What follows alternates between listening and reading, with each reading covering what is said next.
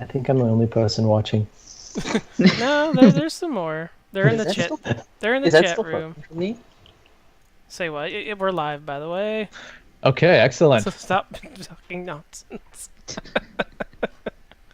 So, greetings and good evening, everybody. Welcome back to Story Mode on Scroll for Initiative. This is most likely going to be the very last session, if not the second last session, of the Lost Mines of Phandelver campaign.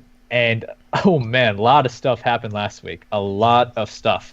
The party came to what was essentially a smeltery cavern room that was built by the dwarves here in Wave Echo Cave, used to refine the magical essences within the cave.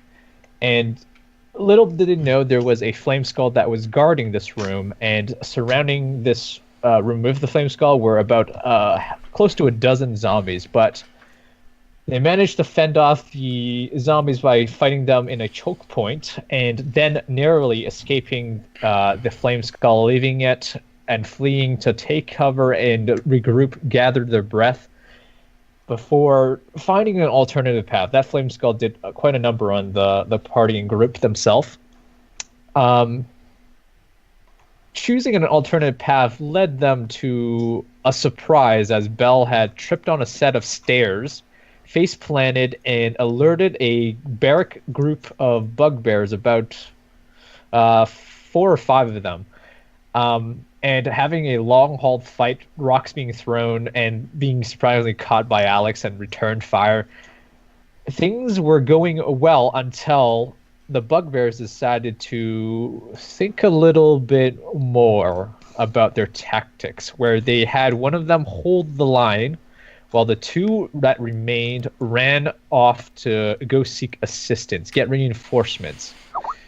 And it was then that one bugbear, literally like a Roman legion, held the line, allowed the two comrades to flee, and Alex, as brave as she was, decided to charge after one of them into a dark room. Unfortunately, with her being human, she was not prepared for the darkness, and the bugbear had knocked her out and dragged her back to the bugbear's master. The group kind of inspected this after defeating the last bugbear, gave chase, and stumbled upon what was most strange to them: a doppelganger that shifted into the form of a drow, which was commanding and enslaving 3 bugbears, one of them most particularly of remembrance, Clark, from the Cragmaw hideout, the first cave that they had ventured into on their second day around Phandelver, to look for Gundren and Cornelius, who had been ambushed during the first session by a band of goblins. Kieran talked the bugbear down, Clark specifically, and he agreed as long as they were freed from this doppelganger drow. Bolg almost managed to one-shot this doppelganger, which was a feat that was not exactly easy by any means, by any adventurer, but he managed to do so and threw the body off the side of one of the crevices into a old stream bed. They pursued, where Alex was in the Temple of Dumafoin, the campsite which was claimed by Nesnar the Black Spider, the drow responsible for this entire escapade. Bursting through the doors, they were taken by surprise by the number of people which resided in this room. 2 bugbears, one of them wounded from the previous fight, Nesnar the Black Spider, and four giant spiders, as well as a hidden Hammond Cost who seek allegiances with the Black Spider for everything that was taken away from him, his beloved his beloved deceased, quote unquote, wife from a millennia ago, which he intended to resurrect his fantasy with this Lady Grey. And conversation happened. You guys wanted to talk to him, try to go about a means of a peaceful exchange for the return of Alex. But they offered instead Gundren's brother, his other brother who's still alive. But you guys didn't get that. You guys got offered the dwarf, but he turned out to be a doppelganger, and soon you were left with nothing. Alex tried to make a move when she saw the time fit, but things got ugly real fast as you guys did not account for the invisible Hammond cost. Nearly ending in a TPK, Cornelius decided to break his vow of using magic extensively. He summoned a Lemon's tiny hut, gathered you towards him, and you find yourselves within the tiny hut, narrowly escaping death. With the bugbear, one single bugbear in the hut with you, but he has surrendered. You guys took a long rest, and at this moment, it is nearing the end of the 8 hours that the spell lasts for. Any last things you guys wish to do? Well, first thing out of character, obviously for the audience, we have another party member on the screen whose camera is still frozen, but, you know. As you do. We're having technological issues here. How can I unfreeze that? How can I unfreeze that? I don't You know. don't. It's just I don't know, man. It's just frozen on my screen. If I turn the camera off, will it screw up the whole thing? Hold on, I'm just gonna switch thing. No, it's still frozen. No, It's resting bitch camera. I mean, you can try to turn it off and turn it back on and see if it starts working again. Okay, I'll try. The layout will break momentarily, but that's okay. Yes, that? this is Edward, who was going to be in the party originally, but life got in the way, we'll say. In a good way. In a good So, way. I can't see Ed right now, but ever since I started playing D&D like 3 years ago, Ed was like one of the first people I played with. So Ed's like one of the original people that stuck with me, and you know, he's still in the group, and we're still playing D&D to today, even though he's really busy. Yeah, so today is the only day he's had available to get in here, so we're gonna let him in here. Okay, so there was one thing I wanted to do last week, but I didn't get to do because the session ended rather abruptly. So if we can, let's rewind just a second to the end of last session. Kieran was hanging out on the stairs, like doing his guitar thing, and as I recall, he didn't seem particularly in good spirits. So I was just gonna kind of go up to him as Alex and ask him, "What's wrong, Kieran? You don't seem to be quite your cheery self."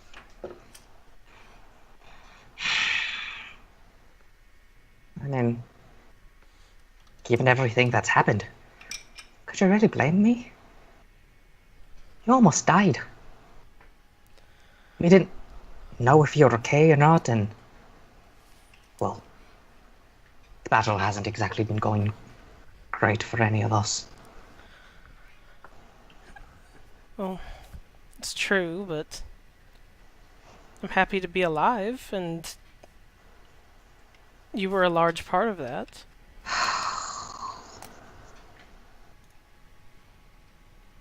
I don't know, just... I've never exactly been good luck for the people around me. Part of me can't help but think that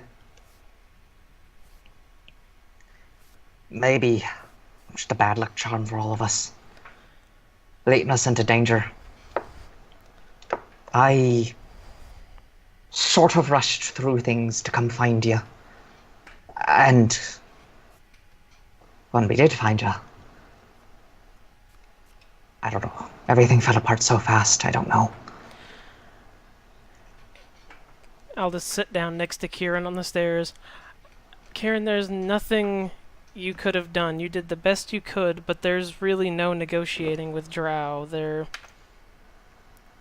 He was going to get... He was either going to get what he wanted, or he was going to get a fight. There was no other way. It's not even that. I'm afraid of what's out there. The spiders and I can't lose any of you. I don't have very many friends. Kieran, you'd be a fool if you weren't afraid, but sometimes we just have to do things even if we're afraid because we don't have a choice. Oh, that's pretty obvious. It's not like we can wait out in this mansion forever. And poor Cornelius. He seems pretty broken up about how everything's gotten as well. Yes, he as well blames himself for our predicament, but he did the best he could within his vows. And at the end of the day, we made him break it anyways. I don't know, oof. Everything's gone pear-shaped ever since we arrived in this stupid mine. Hole in the ground dungeon, whatever this place is. Yes, it hasn't exactly gone to plan, but not that we really had a plan. Yeah, you don't say. Well, we just have to do the best we can and hope that things turn out well, but once the shield goes down, if we have to die, then we'll go down swinging.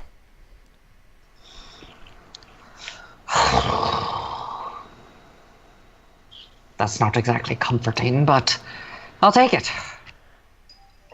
You should get some bed.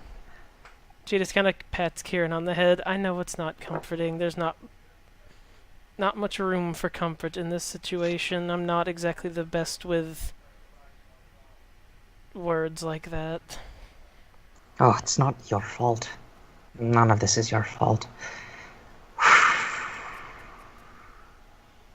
I just think back to Succumber and the Rise and Shadow, and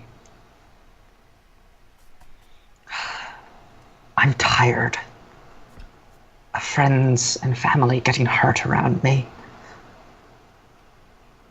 I'm tired of the people I care about getting put in harm's way.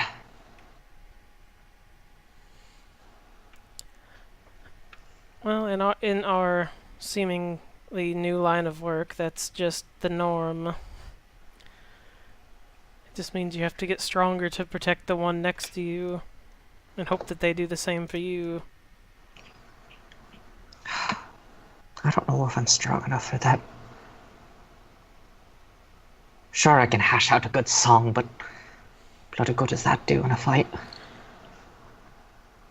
The only reason I'm not dead is because of your magic, so don't underestimate yourself like that.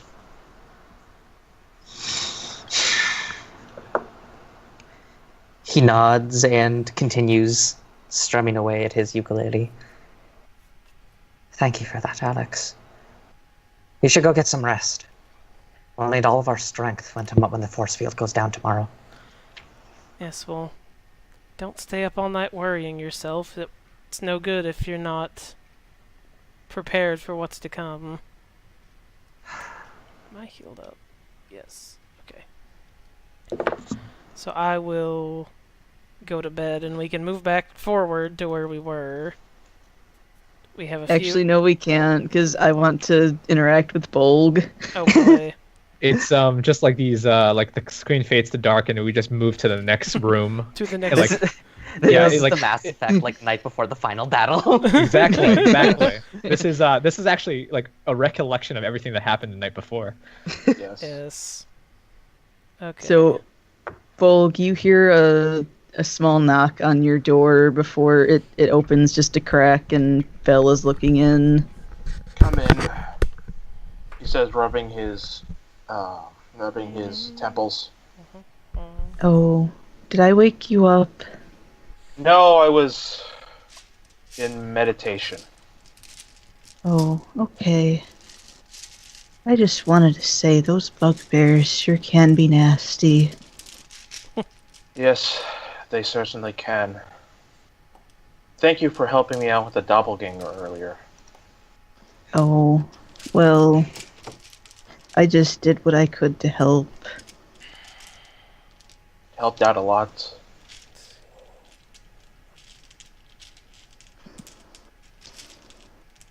You know, I've been thinking occasionally. Long pause. Don't hurt yourself.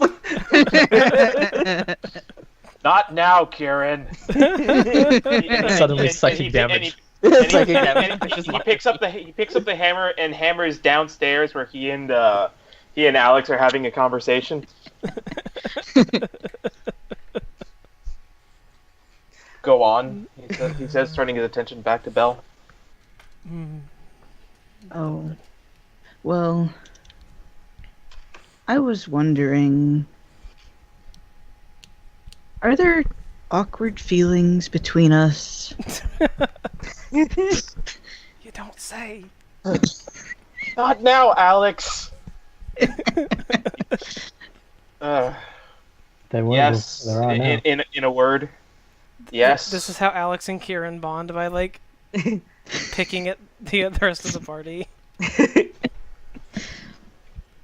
It really has been. The tension has been palatable since that hobgoblin attack when we were setting out from Phandelver. Well, I didn't mean to surprise you so much, but it seemed like a good idea at the time.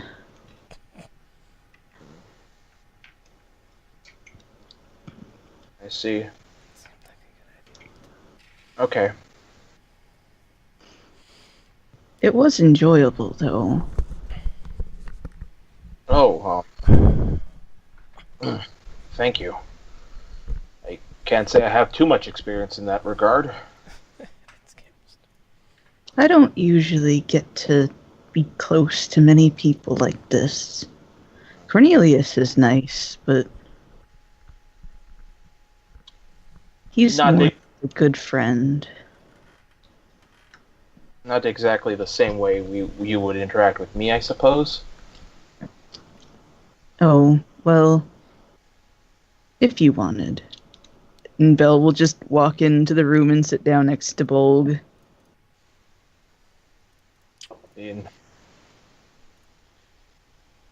If you're offering, it's not quite the thing that I would normally do, especially given the circumstances. And he readies his hammer preemptively.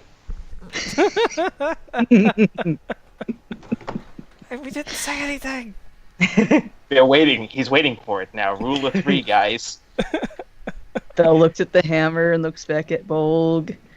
Oh, I'm not sure I'm into something so serious, but Yeah. Don't worry about it. It's more just the pre-battle jitters that are getting to me is all. And he takes out the amulet from Hala Brightax and lays it on the bed. I will have a closer look at this. This amulet is a double-headed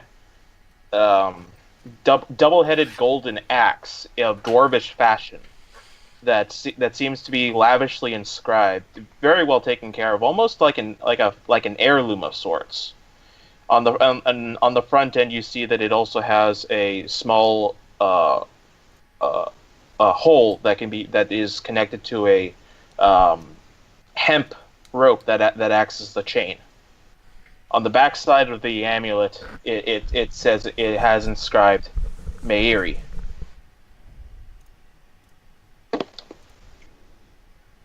This is very pretty. Used to belong to someone close to me. Oh. Did that end well? It did not. Though, not by my hand. It was fate who intervened. I know about that a little bit.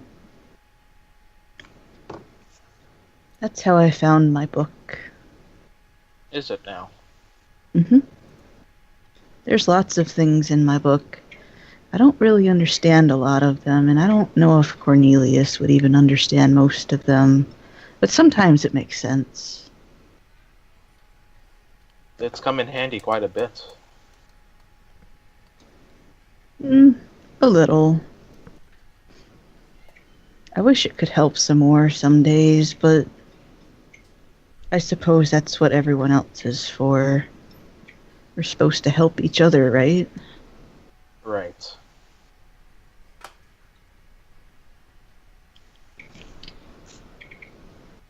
Especially when bugbears are around. Yes, those damn bugbears.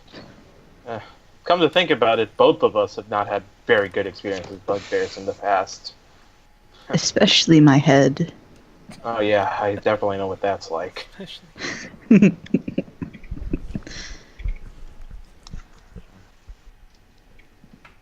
He goes ahead and he takes the amulet back. Oh, I was wondering, did you still have that staff? Bulg shakes his head. Actually, wait, give me one quick second. Yeah, Bulg shakes his head. I left it back at the wagon. Oh, Gertrude has the staff. Yeah, As long as he can keep it safe. I'm pretty sure he will. Anyway, we both should get ready for tomorrow. There's no idea what we'll be facing. Maybe more spiders. Perhaps. More likely than not. Hopefully we won't find a bunch of undead bugbears. That would be terrifying. Yes, it would. Don't give the DM ideas. It's too late for that. Belle? Hmm? Do take care of yourself. None of us want to see any more injured amongst us. Oh, well, make sure you stay okay too. We don't want any more bugbears. Same to you. And I don't think Hammond Cost would want to resurrect you if you went down. I don't think he would either. Oh, I'm glad that's settled. Good night, Maribel. You hear from the staircase, maybe that's not the only thing that's as Alex covers his mouth. I swear to God, kidding. I have a question. What did we do with the bugbear that is stuck in here with us? He got pushed out, I think. Did you guys want to do anything to him, or did you do you want to let Cornelius take care of it? I mean, I didn't know if he ended up inside the magic tavern with us, or if he's just outside. He did. No, he is in the tavern with you guys. You need not do anything if you don't want to. You guys just leave him be. I was just making sure that I knew where the bugbear was, because we have a history with bugbears. Yeah. But essentially, he's completely surrendered to you guys. So he, as far as you can tell, he has not made a move. And when you guys wake up the next morning, your throats aren't slit, or actually, your windpipes aren't crushed. So, pretty good, right? So there's that. Yeah. He'd So slit our windpipes with his incisors. Yep. But essentially, it is the next morning comes. You guys have probably what might be your last meal, unfortunately. You gather your gear. Is there any last things you guys want to do? As everybody's gearing up, because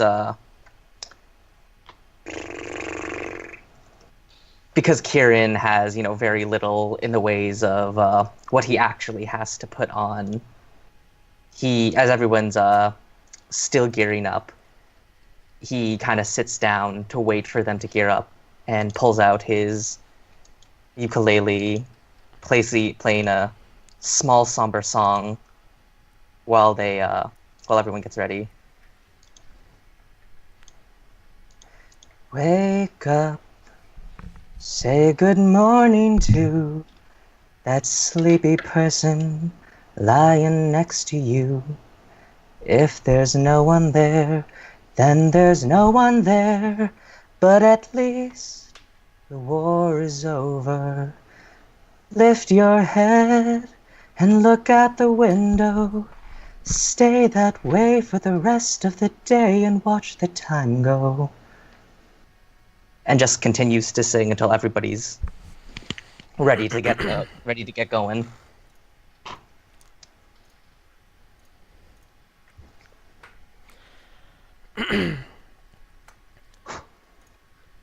We might be. Oh well, since we have like awesome tunes to do things with, Bella's going to help Bolg put his armor on, so that might take a little less time or more time, whichever you want.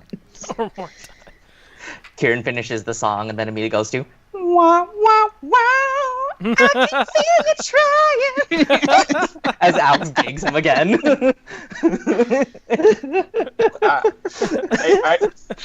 A hawk goes ahead, comes down, and sits on Kieran's head before pecking at him slightly for 1 point of damage. You take 1 point of damage, Kieran. I need that. Come on, I think guys. you've deserved 1 point of damage for all of that. So, for like 10 points of psychological damage.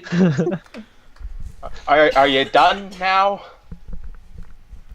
Say what? Kieran goes, yes. Looks at the hawk. No. Bolg brings the hawk back to him so that way he can send it out as necessary. Okay, so. Which he should have been doing earlier the entire time, but I digress. Welcome to having pets. In Yep. D&D, you tend to forget about them. Yep. Anyway. Okay, so yeah. It is just a few minutes before the shimmering dome, which is now a dome once more. It's no longer that of an inn.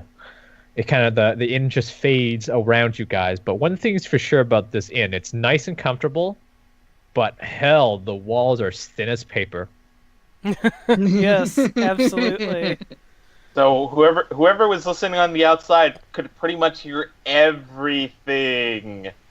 No, I think you meant like the walls inside the little pocket inn, because we kept hearing each other. Why not both? And making fun of each other.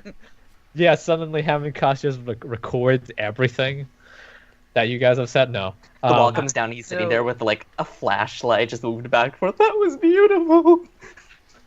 No, he's sitting there with a notebook and a pencil, and he's like furiously writing down fan fiction. I think I can get you guys some prime time. But we already have enough of this. Kieran writes plenty. I believe he called it friend fiction, so I I believe do it that's out supposed to be of different. love. And personal gain. In personal gain. I think the definition of gain there is different than what you might expect. You can see that's the shimmering dome, which is camouflage, and you can not really see out of it right now because Cornelius had turned off the outside view, but you can start to see the magic fading quickly as you see just silhouettes beyond, very blurry silhouettes, impossible to distinguish what is exactly. But as the shield comes down, it just goes slowly down beyond you. you are taken to what is once more the Four Spiders. Hamenkos stands beside a pillar that holds up this temple of Dumathoin. And a small halfling figure that's not Kieran towards one of the doors. And this new figure, but you're quite familiar with him. Some of you are quite familiar with them. Ed, why don't you go ahead and describe what your character looks like as you burst through the door? I think he's Okay. muted. Oh, there he Oh, is. there So- we go. Okay, so this is what the map looks like. Oh my goodness. Okay, so you see standing at the door a quite a tall human man. He looks quite thin. He looks like he's mostly legs and arms, kind of gangly looking, and he's wearing a very wide-brimmed hat with a feather sticking out of the top of it. He's got a kind of a long cloak hanging off of his shoulders down his back that looked like at one point in time it was a very nice deep red cloak, but it looks like it's been faded from days and weeks of being bleached in the sun. In his left hand, he has a large great sword that looks like it's in. It's been in a lot of use over the years. His right hand has a deeply blood-stained bandage wrapped around. And the most striking thing about him is his very large mustache that pokes out both sides of his face, almost covering his mouth entirely. And it seems to kind of gracefully waft through the air as he steps forwards. Gracefully's one word for it. Yes. Graceful mustache. It's all about it's a matter of perspective. As you burst through the door, do you say anything? So he would see like all of these creatures in here, I guess. You would see absolutely everything. This room is actually well lit from the candles and braziers spread out. Torches and braziers, sorry. As he bursts through the door, he would call out, "Ha-ha! Finally, some action! Have at thee!" And then he would just like burst forwards. Yes. Wonderful. Cornelius says to you, "Mustachio, you are late." And let us roll initiative. You're late. Just a little. Yeah, about like 12 sessions. Wow, these initiatives are Okay. compared to last week. I am getting the same Oh, freaking shit. initiatives. It's insane. I didn't roll very well on this, guys. Okay, I got It's you. okay. Got you. We go in next week. Let's see. I am Alright. I am completely baffled by the sudden mustache man and Yep. rolled really low. Yep, you this guy just like, oh man, his mustache is just twitching as you burst through the room. It's got a mind of its own. So Kieran 22, Mirabelle 18, Bulk 13, Alex 8, Mustachio 7, and the enemies will be 7 as well. Mustachio, you can go first. Just for the record, because I'm saying Mustachio a lot, his name is actually not Mustachio. No, He his has name not yet is- announced his name, so we'll see. I'll Oh. keep calling him Mustachio until then, but for now, the mysterious mustached man. Yeah. So Kieran, you're being up first. When you look around the room, you see that there are 2 spiders. So I'm going to use you. 2 spiders on the ground. These 2 are on the ground. The ones with the web mark icons, they're above on the ceiling. They're hanging from the ceiling, so they're Right. inverted. They're like about 40 feet above you. Hamenkos stands over here to the corner pillar of the side, and the rest of you guys are here. This bugbear, he begins to run. He wants nothing to do with this. The bugbear that you have captured was just as a prisoner.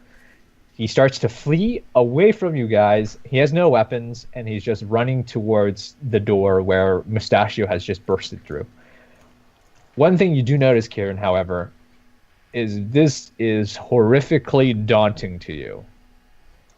You see another halfling in the room, the chamber, the Temple of Dumathorn with you, standing beside the two pillars in front of you. It takes you by surprise, but he looks like the visage of your grandfather.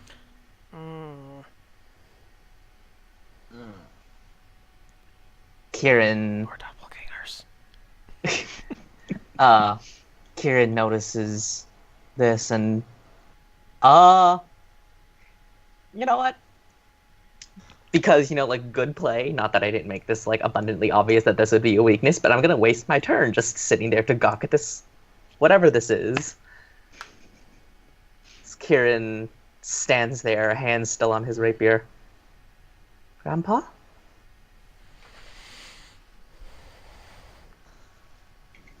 He says to you, "Come, Kieran. Let's leave." That's all he says to you. Maribel.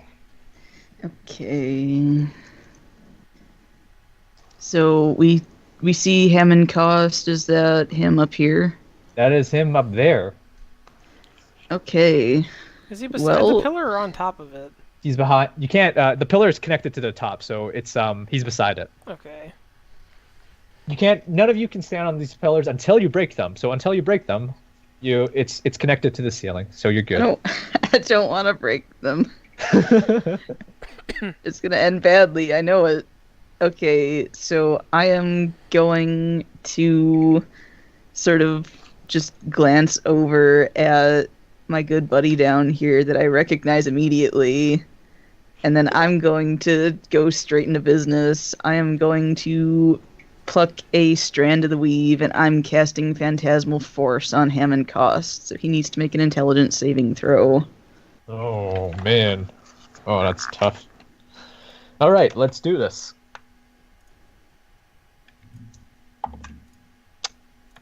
Okay, what is the force you wish to invoke? Like, what are you trying to do to him? Okay, what I want to do to him is I want an illusory spiderweb to sort of erupt around him and wrap him in a very tight cocoon, just binding him together in place so he can't see or hear. Okay. Make the damage roll. Because he failed. I believe that's a d6. Let me just double check that. It is a d6. Okay. That is going to be 4 points of damage. All right.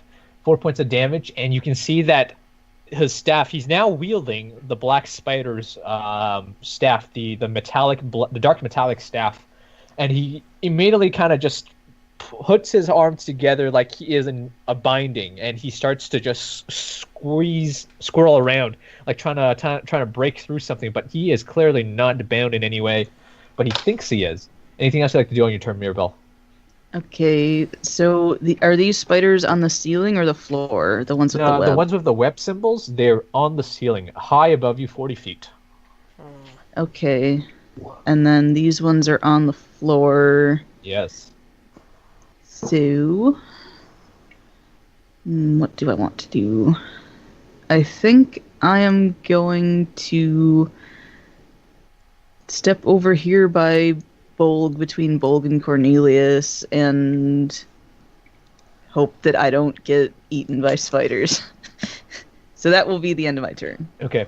Standing over there, you are also behind the cover of the pillar that is in front of you. So you have quite a bit of cover between Cornelius, Bolg, and the pillar itself. Bolg, you're up. Bolg would want to make a intelligence check for something. He wants to remember whether or not we killed the other doppelganger. Doppelganger. You can make a insight check. Insight check, wisdom. Do I have proficiency? Yes, I do. Okay. Rolling insight. 17. The other doppelganger, which you recall to be the dwarf, Gundren's other brother, is not dead. That's exactly what Bolt thought. He's going to go ahead and he's going to yell to Kieran, "Kieran, we never finished the other doppelganger. That's not your grandpa." And he's going to send out his hawk to give him advantage, as he is going to weigh in to Kieran's grandpapa. This is a just surefire way to give you nightmares. Right? Your friend beat up your girl. So Bolg approaches in range, and he is going to cast Booming Blade on this on the grandpa. Okay. Go ahead and make an attack roll. Okay, I have advantage because I have hawk handy. Okay, it doesn't matter because I got the same roll anyway. So that should be a modified 20. Yep, hit. Okay. Time to roll damage. And I get to re-roll that. Ooh, almost max damage. That's going to be a whopping 14 points of bludgeoning damage. 14 points. All right, nice. You smack and lay into him. This creature is literally the size of... This is Kieran's size, right? You tower over him. Your hawk is just clawing and biting at him. And now you bring your maul, your hammer, down on him as well. Mm-hmm. He is also wrapped in a thunderous aura that if he moves willingly, he will go ahead and take 1d8 of thunder damage. Okay, 14 points of damage. Alex, you're up. Okay, there is a large mess to deal with here, so let us see what we can get away with here. I am going to... I kind of want to deal with Hammond cost, just in case. Yeah, I'm going to... I'll go over here and take a shot at... We'll take some shots at Hammond cost right now, while he is busy being in the bubble or web or whatever. His invisible mind web. Okay, my character would have no idea if what is wrong with him stops on damage. I'm gonna do it anyways. Do it. Let's see. Hashtag not meta is best meta. Yeah, my character would have not the slightest idea, so we're just gonna do it. Reverse meta. So, 17 to hit with the spear. Anti-meta. Okay, so we are gonna spear him for 8 points of piercing damage. 18? Did you say 18? 8 points, 8, okay. 8. Alright. I can't do those massive damage numbers like our half-orc here. I wish. Right. And then I will use a key point to flurry of blows, and we're just gonna lay everything into him. So we're just gonna keep swinging.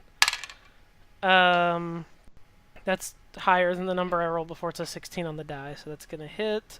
And we're gonna hit. I stab him with the spear. I pull it back. I'm gonna club him with the blunt end for 5 points of bludgeoning damage. And then the flurry of blows attack, we're gonna, I guess, give him a kick. And that is a 17 to hit. Yeah, that'll hit as well. So that is gonna be an additional 6 points of bludgeoning damage. Okay, so essentially, when you just unleash this flurry of 3 direct attacks, a spear, the back of the staff, and then a kick right into him, it breaks whatever mind control that he was under, but you left him severely weakened and bloodied. The last attack was 4 or 6? It was 6. 6. Okay. Yeah, he's definitely bloodied at this point, but he's kind of shaken out of that controlled phase and state. And he looks ready. Then I'm going to. I have effectively disengage on him, so I'm gonna. We're gonna play like old school WoW arena circle strafing around the pillar. So we're just gonna circle strafe this pillar, and if he wants me, he's got to come around. Okay, excellent. You gotta chase the girl, whoa, whoa. Mustachio. Okay, so seeing There's a the bugbear bat- right beside you. He's unarmed. He's running towards you and kind of past you at this point. You can attack him because he'll provoke. So the first thing Mustachio does as the bugbear runs straight towards him is he sees that he doesn't have any weapon on him, and he just immediately just like nods at him and leaves him alone. Doesn't pay any mind to him. Has no weapon. Okay, he disappears. He then pulls his greatsword up in front of his face with the blade sticking straight up towards the ceiling, and he takes his right hand and puts it on the base of the blade, and he runs it up the blade quickly, like almost like he's striking a match along the blade itself. And you can see that there's blood that kind of runs up the length of the blade quickly, and you can see that he's just smiling the whole time. And he just steps forward slowly towards the giant spider thing that's in front of him. He says, hello there, foe. Have you heard of our Lord Tempers?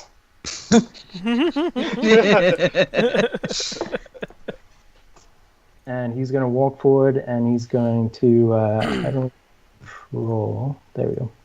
And he's going to, as he walks forward, he just kind of starts humming to himself in a happy way. As he is now raging, as he hums the Song of Swords to himself, and he's going to reckless attack this giant spider. Okay, you set up this spider, square it up, it looks at you, kind of just, what is this guy doing? Oh my god. First roll was a 5 and a natural 20. Yes! Mustachio bringing the pain. Just one quick question. So, with the Zealot Barbarian, they get an extra d6 of damage on their first strike round. Does that also get doubled if it's a crit? Yes. If it's a die you roll, then yes. Okay then. So this is like 3, so 66 on the first strike. 6 Damn. plus 7. Suddenly, kaboom! Plus, He just runs in, obliterates a spider. The rest of the party looks over. Holy shit!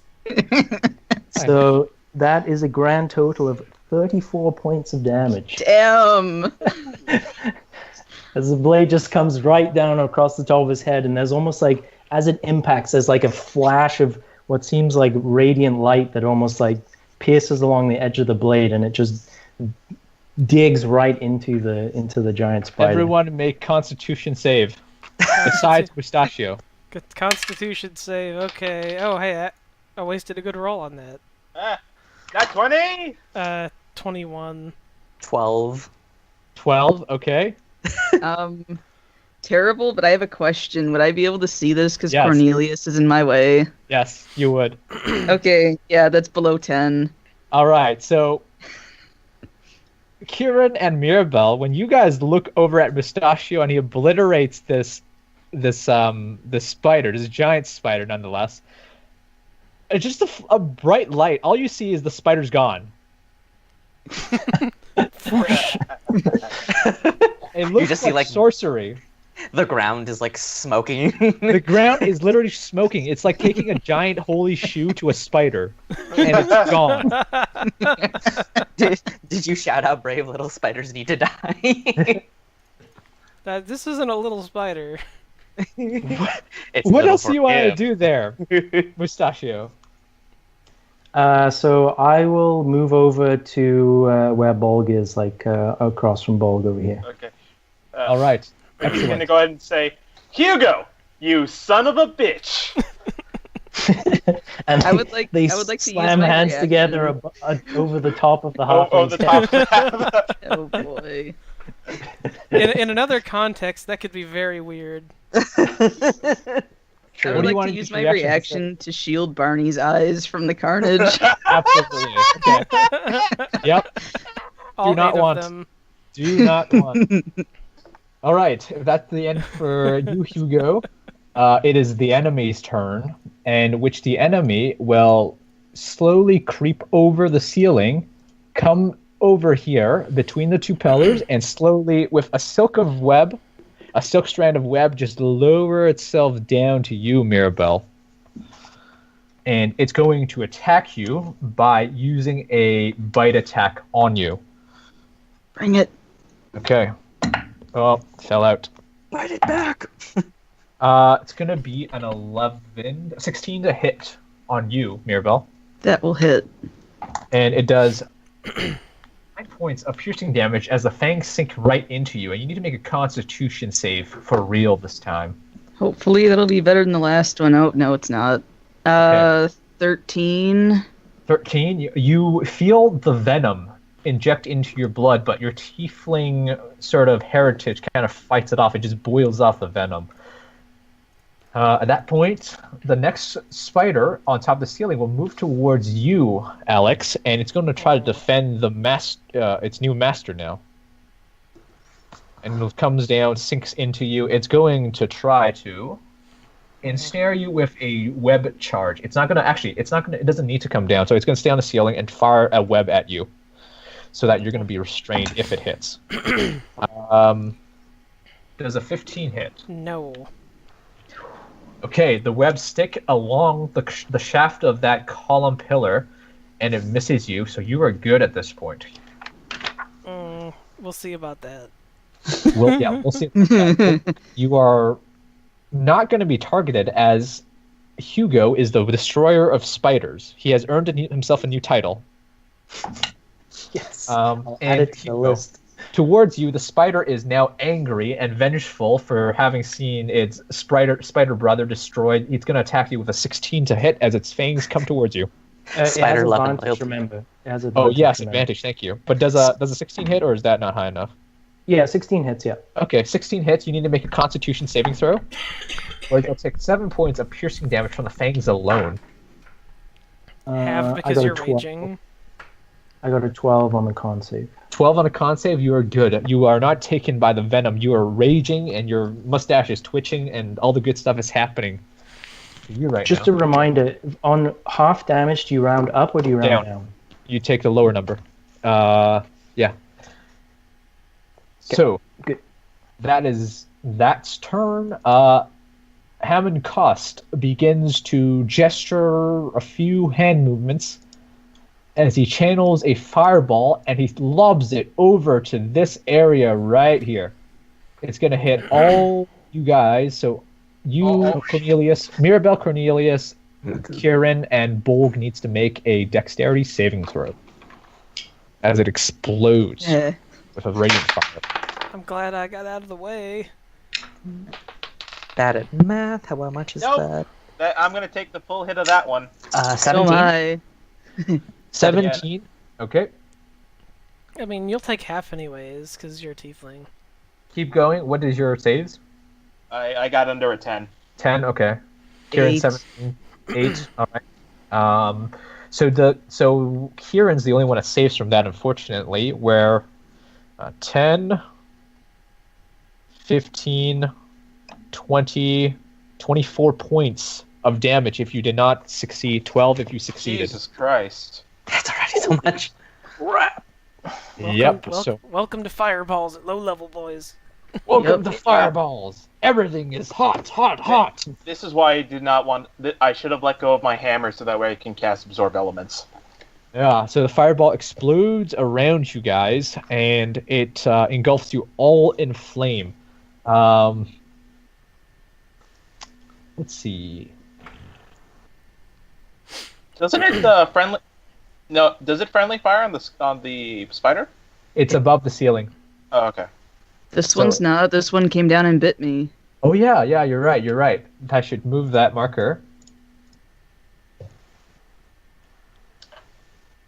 It's going to be engulfed.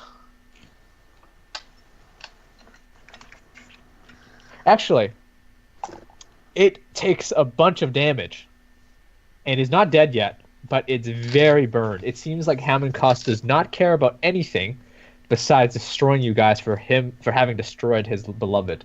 I mean, TBH, it's a spider. Same though. Yeah. Kill it it with fire. Barney will remember that. Barney is in a glass vial.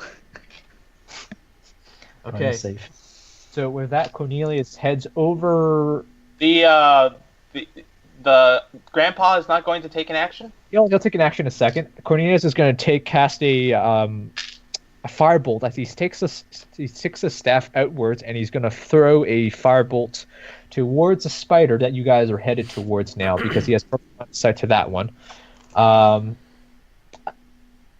don't everyone roll a d10 for me besides Mustachio?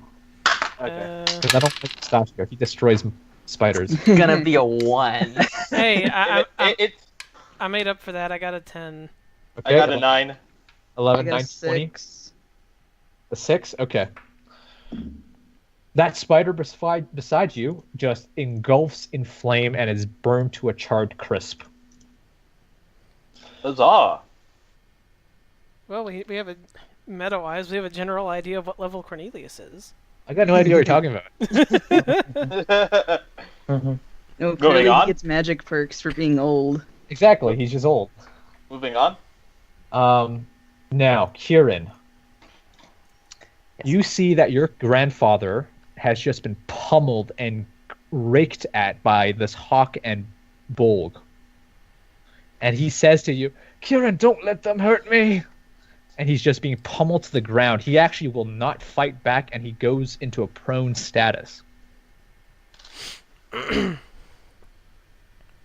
Karen is going to run over to his grandpa and try and grab his grandfather's hand as he kneels down towards his grandfather and says, oh god, hold on.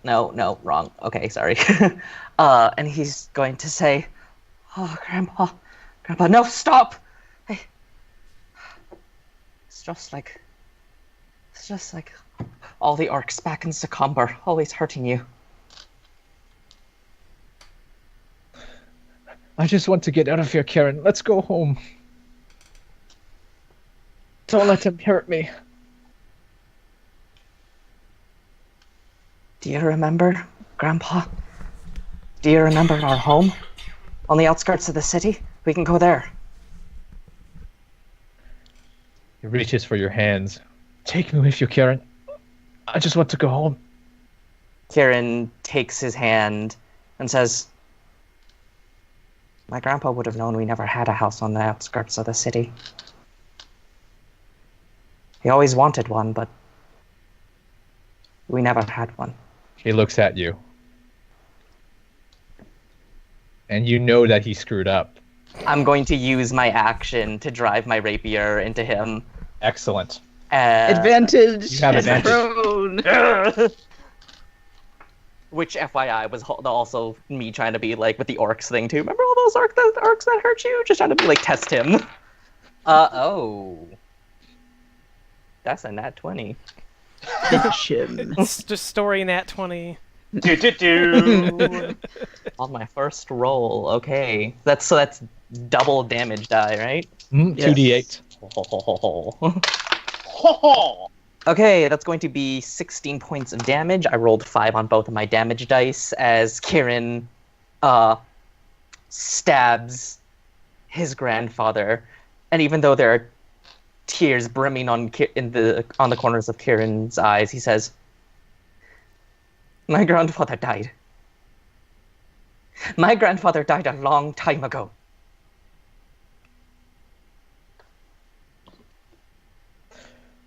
You stab him. It goes straight through. It hits his chest.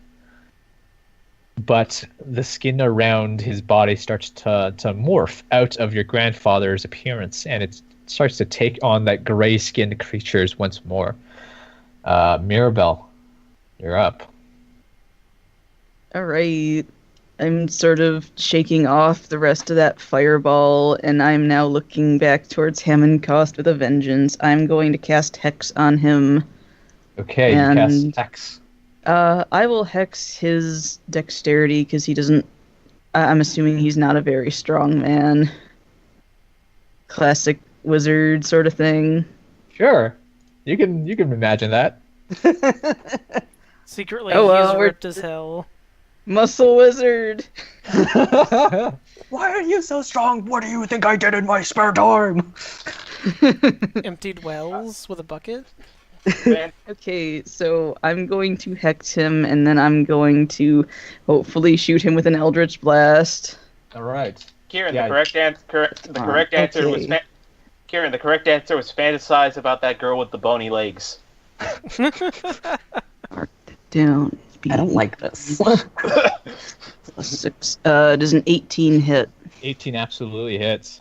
All right, and it's time to roll some damage. Come on. Okay, 2 points of force damage and 4 points of necrotic damage. This is a cantrip, right? You're using Eldritch Blast? Yes.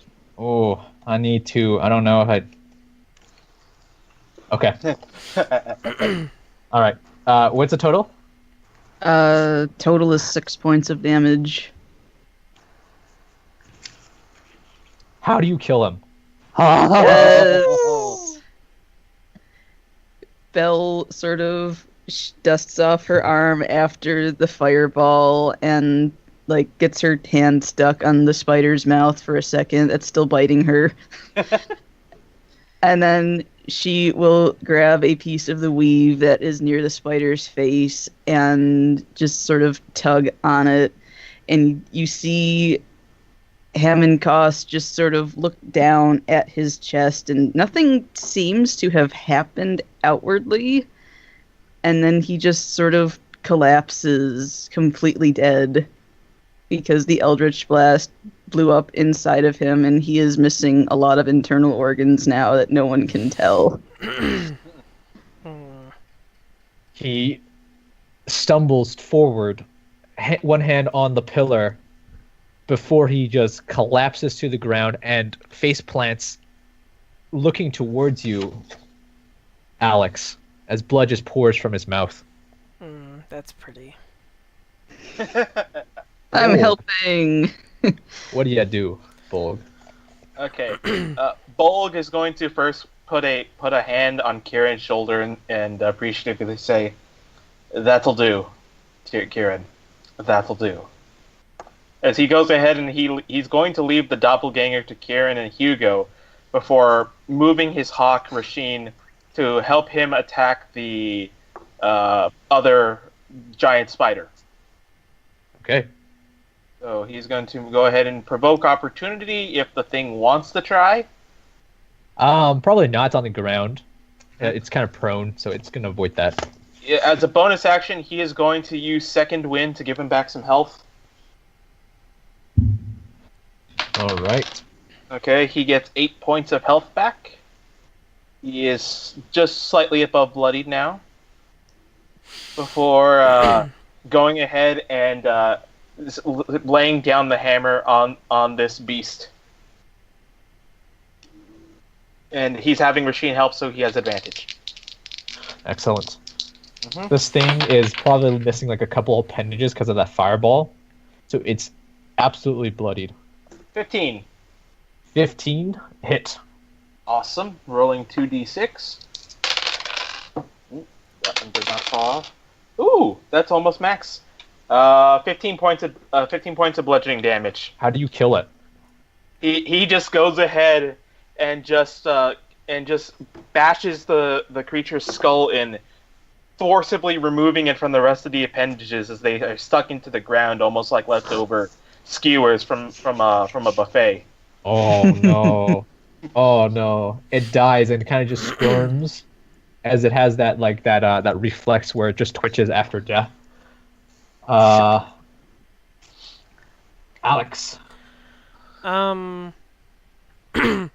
There is but one spider and one doppelganger that remains as you scan your surroundings.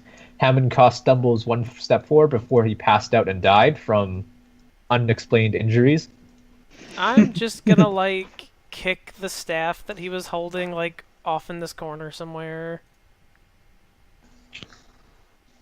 So, yeah, we're gonna just kick that away, because... Okay, you kick it. It kind of goes sailing behind the statue. What you notice is that Nesnar's body is still impaled on the flange of one of those, on the mace of Dumathoin. Awesome. So that's not changed, except there's a lot of blood that's kind of pooled underneath. Okay, so this thing is still 40 feet in the air, so I'm going to move over here, and I'm gonna assume that our new mustache-wielding friend will deal with that doppelganger over there. And I'm just going to fire a crossbow shot. Like, I'll like, kind of just put the spear down, and I'll fire a crossbow shot at the spider. I should have range. You said it's 40 feet. My thing is 80 feet. So we'll fire a crossbow shot at it. That is going to be a modified 20. Modified 20 hits. Okay. Modified 20, and then this thing it's a D8 on this crossbow. That is going to be 10 points of piercing damage. And it's probably going to be mad at me now because I shot it. So I will spend a key point to use patient defense. So I now have the dodge action. Okay, excellent. With that, you drop your crossbow. You take the dodge action. Hugo.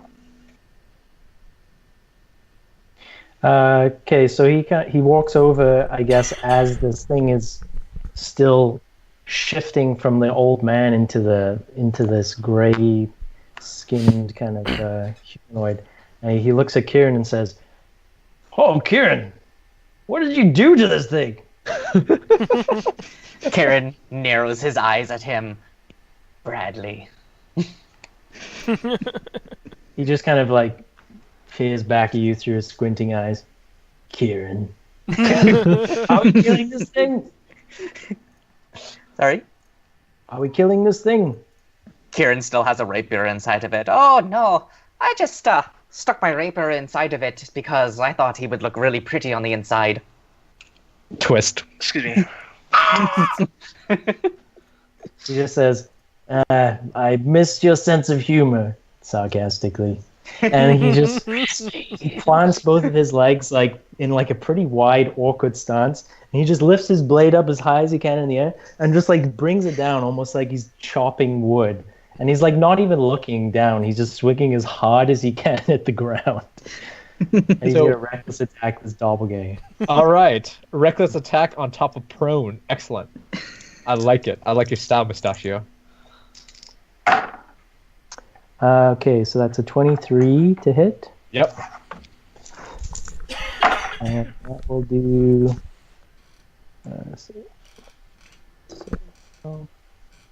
plus 19 points of damage.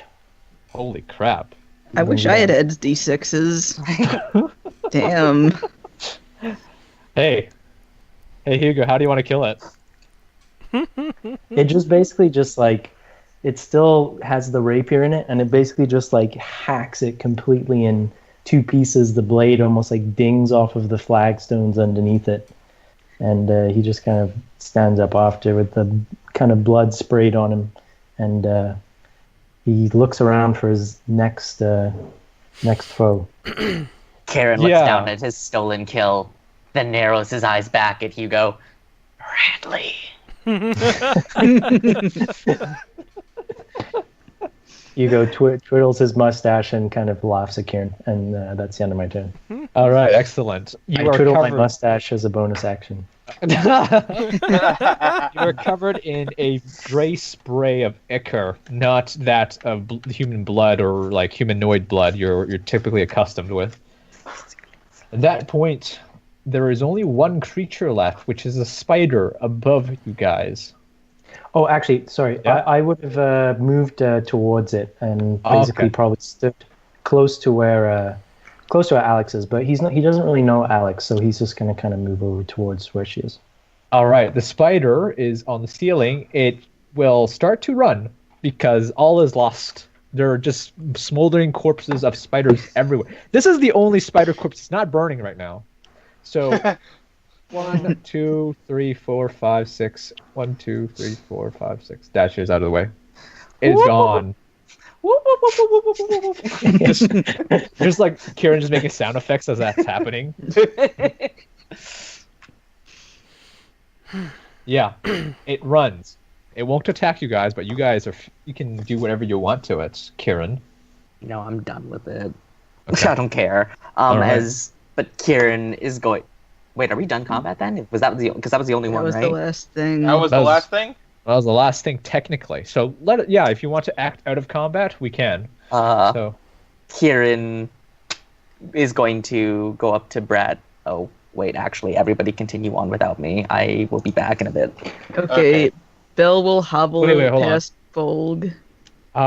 maybe we should take our break just right here, like, because I know Isaac needs to deal with the sublet thing. Thing. Yeah, That could Sure. work. yeah. So we'll just take an early break.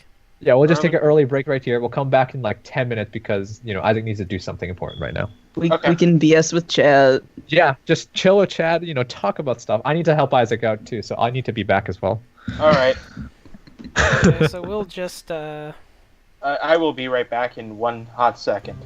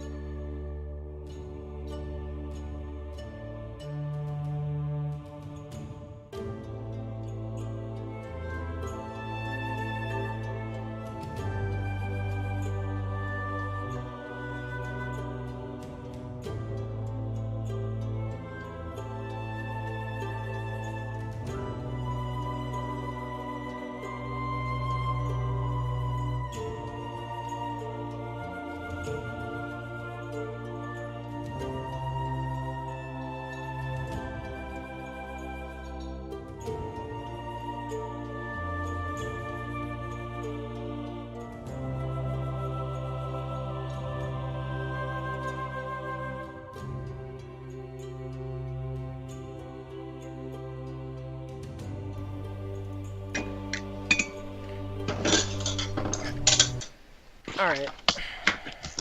All right, we're back, and you guys find yourselves out of combat. The last remaining giant spider has fled. There are bodies just everywhere in this room. Whatever you missed, Hugo, it was probably a great time for Tempest. Damn it. So yeah, I am going to hobble past Bolg to the back of the room where Alex kicked that staff off to. I would like to retrieve that staff. You kick the staff off, and when you pick up the staff, holy crap, that's... Oh man, that's a heavy staff. It's like double the weight of any staff that you've ever wielded. I will struggle and pick it up, but I will pick it up, damn it. So it's I think it's about 12 pounds in that case. It's like like full metal. It's full black dark Damn, metal and has a spider atop. That's more than double the weight of a regular staff. Right? I think I need to. I'm going to check the weight. I think it should be 6 pounds for a regular quarterstaff. A regular quarterstaff is 4 pounds. Yeah, you're right. Let's call it 10 pounds then. So it's 10 pounds. It's pretty hefty. You're basically holding me when I was born. I was in that category too when I was born. So I'm so very hefty. We were hefty babies. Okay. It's heavier than a greatsword. Anyway, so I will pick this up, and then I will just sort of like lean on it and kind of use it as a walking stick now, because Belle doesn't look all that fantastic. Kieran is going to rush over to Belle and give her some cure wounds. You take that 1d8 of healing. You take it. Yes, I will take that 1d8 of healing. Yes, the full 8! 8 plus, God, 5 is math heart. 13. Oh, that's much better. Thank you.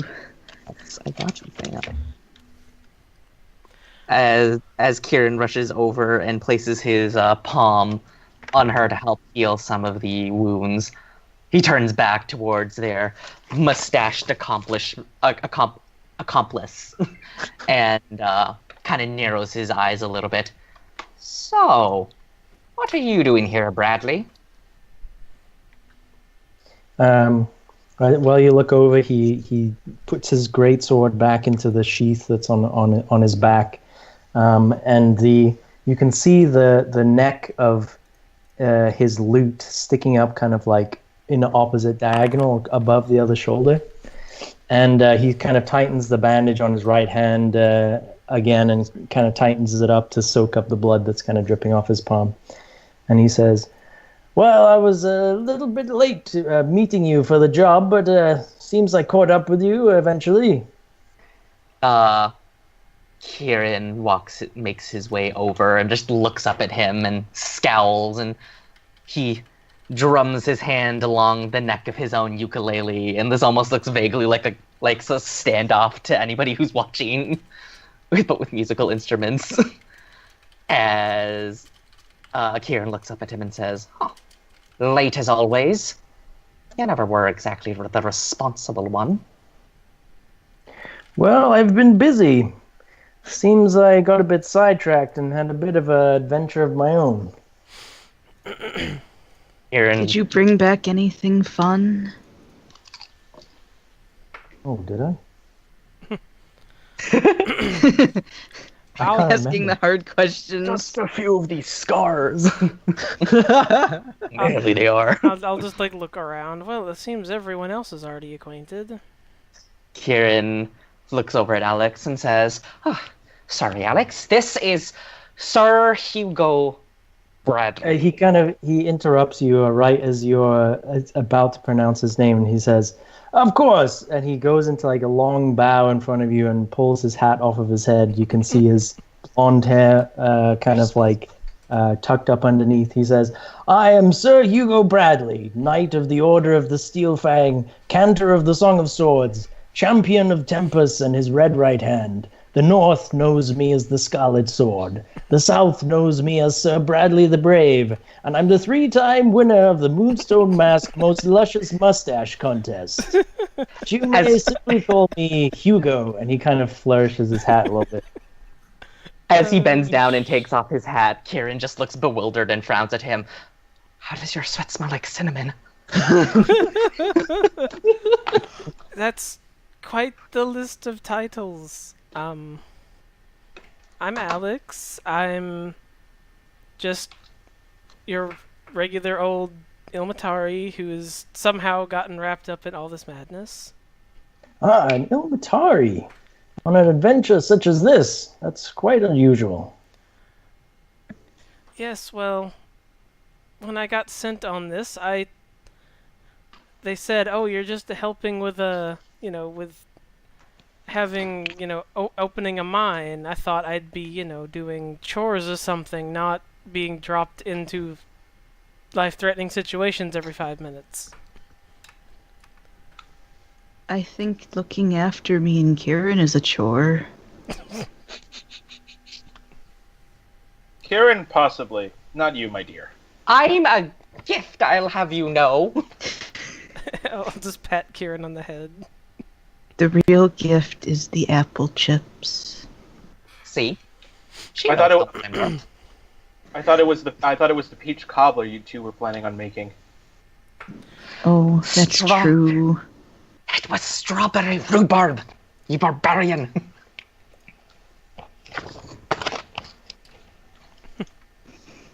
Anyway, Hugo looks at Alex and says, "Well, it's a pleasure to meet you, and, well, as much as I enjoy fighting, I understand the Ilmatari have their ways, and, well, he kind of, like, reluctantly looks around. I guess we can try and keep a lid on it a little bit."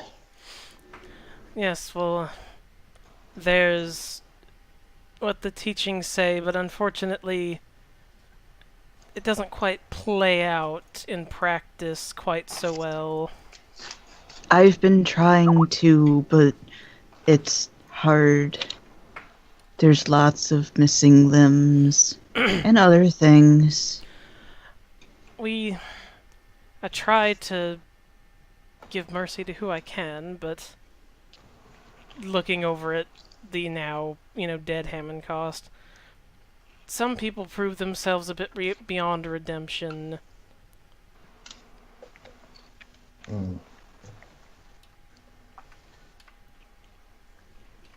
Oh, I want that to go reminds me. over... Oh, sorry. Says, "That reminds me, Belle, I have something for you." And he kind of walks over and reaches into his pack, and he pulls out this, it looks like a beak, but it has like scales coming off the back of it, kind of. Ooh. It's like it's been savagely kind of like severed off of something, and he hands it to you. I will "I got gladly this take during my this. adventure." Where did you get it? Can I make a nature check to see what this was from? You know what this is from. This looks very familiar. Looks like a grick beak. Oh. I think one of these fell on Bolg. And I will go over to Bolg and try to find, like, the little markings where it bit him and just hold the beak up next to it to compare. Volg gives her a strange look because she should know that the grick bit him very around the crook of the neck. Oh, well then I have my hands on your shoulder to sort of push myself up so I can see that high up, because I am not that tall. No one in this group is very tall, I don't think. Volg Besides has to lift Mirabelle by the back of her knees to get her that high, and it starts. He loses a bit of balance as he has to fall onto a pillar to not fall on his ass. Oh, yes. I think this is the one. I think this is something else entirely. It fits quite nicely. Me or the Grickbeak? What in the world are you two doing? It would actually fit perfectly. Oh, Alex, do you want to look? I'm just looking at the spectacle that is going on. I was like, what the hell are you two doing? Hugo gave us a present. And I will hold out the Grick beak so she can see it. Wait, what kind of beak? The weird tentacle bitey thing that fell on Bolg in Cragmaw Castle. Oh, hey, we have one of those. Oh, did we have that? It got stuck to the staff when I killed the thing that was on the ceiling. Oh, that's Or awkward. it got stuck to the spear or whatever. I don't know what we did with it after that. I don't think you guys claimed it. It probably fell off at some point. Yeah, maybe you tossed it off after we were talking with the hobgoblins. We were Gotta keep your weapons clean, We yo. were busy running. We weren't concerned with that. I like how it looks like the spider is wearing a top hat on the map. Yes, it does. I noticed that earlier. It's like, man, that's awesome. I'm a top hat spider. Okay, so Isaac is doing his thing. I cannot unsee it. It'd be worse if the good. spider was rotated around the other way. Okay, so as much as Alex doesn't particularly want to do this, we should probably go over here and like search Hammond Cost and see if he has any like correspondence like in his pockets or anything. Okay. When you how thorough do you want to be with this? Can I also help with that? Or have Alex help me? Just let me know how thorough you guys want to be. I feel like me helping Mirabelle is probably better. If we have to do it, we might as well be as thorough as we can be, I guess. Oh, I'm doing it. I'm going like full nurse practitioner here. Let's do it. Nothing is safe. Okay. Well, in that case, when you just rummage through his robes and stuff, you find that he has a leather pouch affixed to his belt, which contains a sum of gold and a singular pearl. So you guys might want to write this down. This is the coinage he has. I got it. Oh, He has you got it? I got Okay. it. 35 silver, Okay. 20 electrum, 20 gold, 5 platinum, and a singular white pearl. Damn, he's loaded. As well, this is not coinage, however.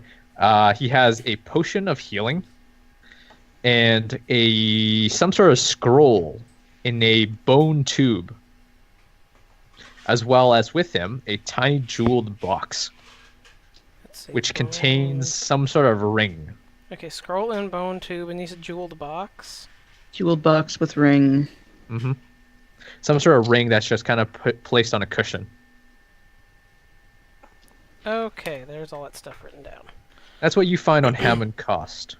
Well, then I would like to fly up and try to dislodge the black spider from the statue so that it goes to the floor, so we can also search it. You fly up. You now hover with your wings spread out, and you want to dislodge. You can see that his spine is well embedded into the flanges of this statue of Dumathoin.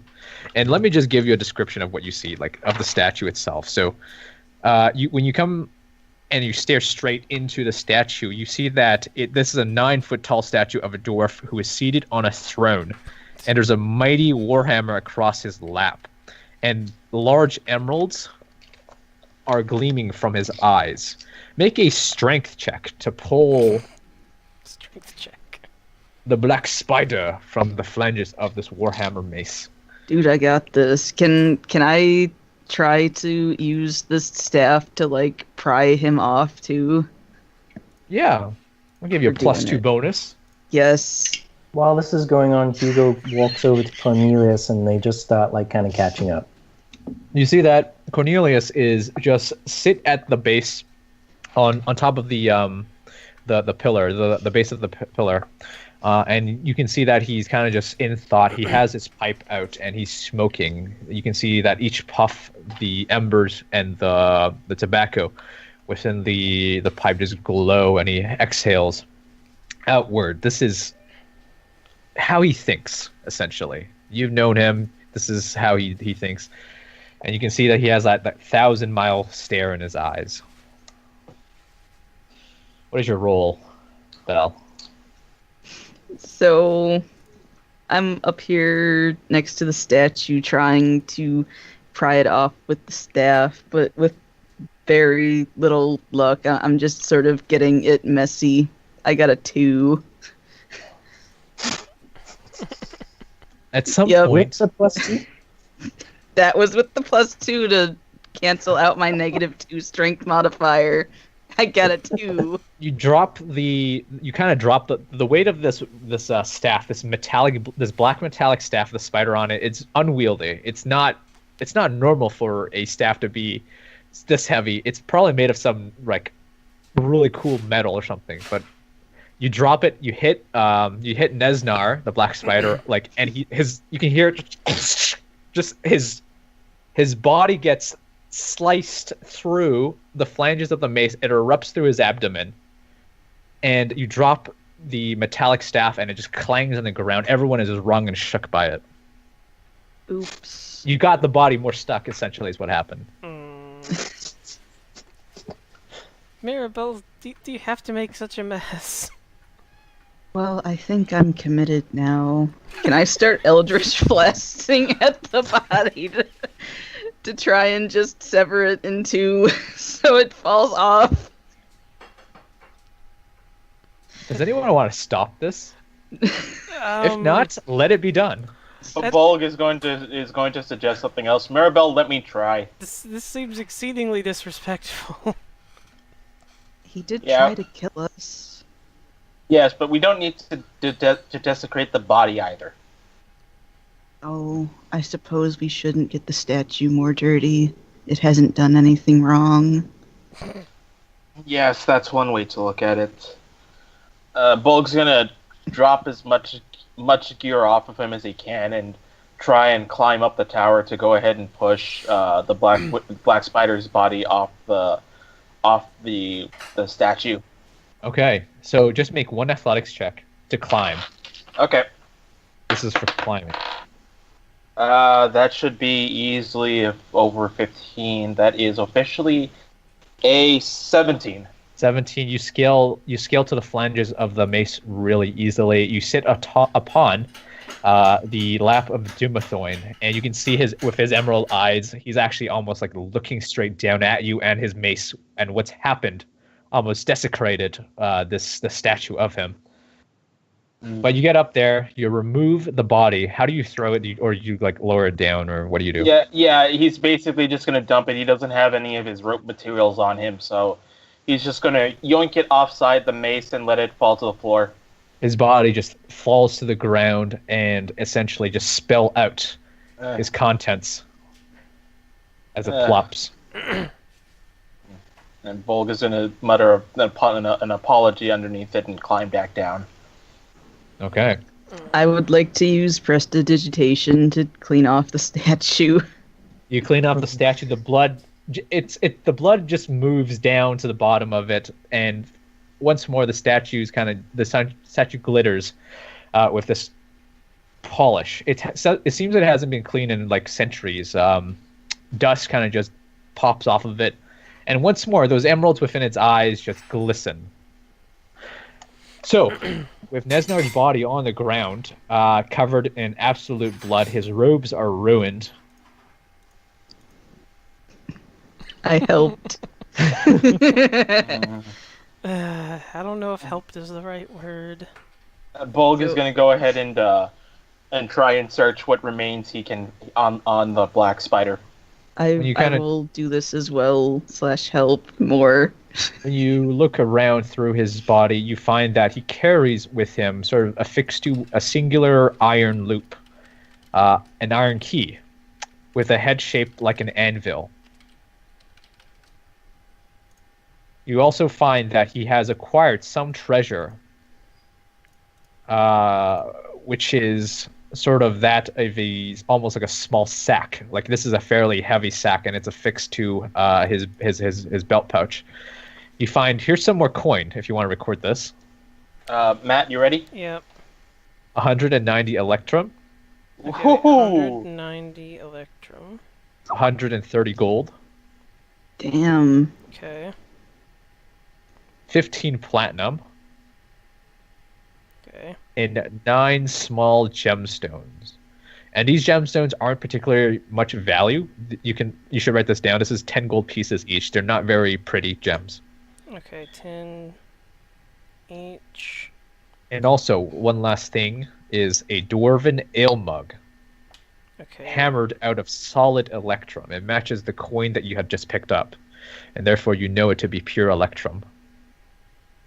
You guys are rich. You can retire now.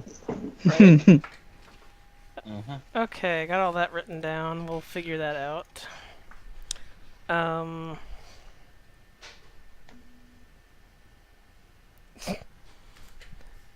Okay, so what else we got? That's what you find on Nesnar. Alright, so I guess since we're just searching things, we should probably search this.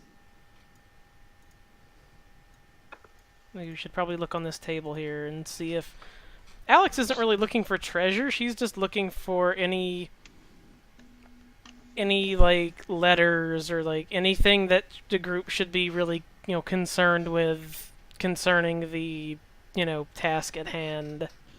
You don't find anything particularly of notable import.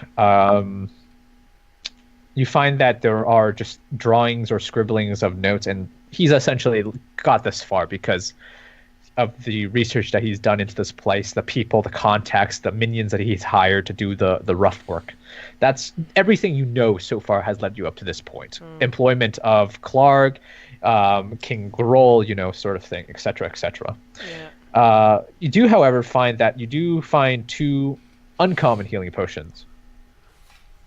Okay. So that's kind of just laid out in sort of a velvet bag around the table, and you find that there's sort of like alchemical powders reagents that he was probably going to set up and do some alchemy on the side, along with his finding of the spell of forges. The forge of spell, sorry. I keep getting the that mixed spell up. of forges. It's a spell that Yeah, drops spell of forges on forges. people. Exactly. Oh god. Exactly. OP. That is the dwarven. That is the epitome of dwarven craft and spell crafting. It'd be funny if all the legends of this like forge of spells was actually mistranslated, and it is just like a spell scroll, a spell of forges. That Yep, hidden exactly. No, it's Okay. it's a forge. It's a forge, but it's actually just a giant. It's a giant knitting machine because they misspelled. It's actually supposed to be translated forge of spools. Okay, since Isaac is still gone, I guess we'll go over here and we'll see what Cornelius is up to now. You gather around Cornelius, and Cornelius again has that 1,000-mile stare in his eyes, not looking at anything in particular, but perhaps maybe at almost sort of the feet of the great king, the great god Dumathorn, the dwarven god. And he says, as he exhales a puff of smoke from his pipe, he says, "So much has been lost. So much death has been lost because of this forge." Sorry, what did he say? I am super distracted because there is a big ass fly that is buzzing around my desk. So much has been lost because of this forge. So much life lost. Oh, did we find it? Not yet. And yet we have not even found it yet. Yes, well, it's unfortunate, but I don't think he was willing to back down, and him and Cost is a threat to anyone. If he had just taken his opportunity and left when we first encountered him, he would have been fine, but clearly his intentions were further than just the resurrection of Lady Grey. Good lord, the Skype messages are just flying.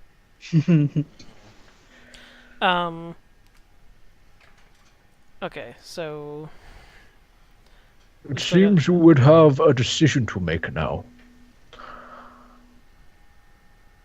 We could continue our discovery of the forge, or we could seal this mountain and never speak of it again.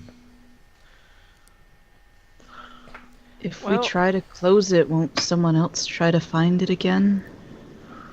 We can seal it permanently.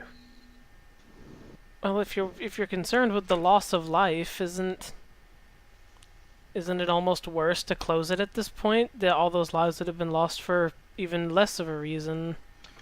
I leave the decision to you. If we pursue the forge, know that there may be darker things that guard it.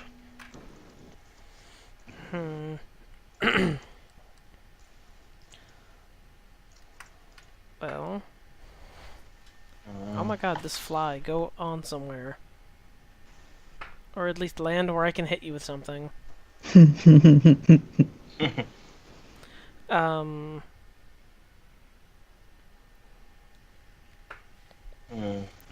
I don't think Gundren would be particularly pleased if we collapsed the mountain. This forge was the entire point the whole reason we came here. Yeah, I feel like we should at least go ahead and put the mystery to rest.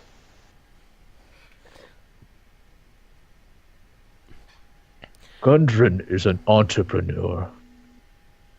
His wishes might not align necessarily with those of everyone.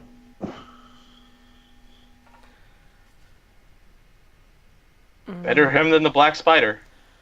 Very much indeed. Well, there is the other problem of that we don't actually know where Gundren's other brother is. He may still be alive in here somewhere, though the chances of that seem pretty slim, but it is possible.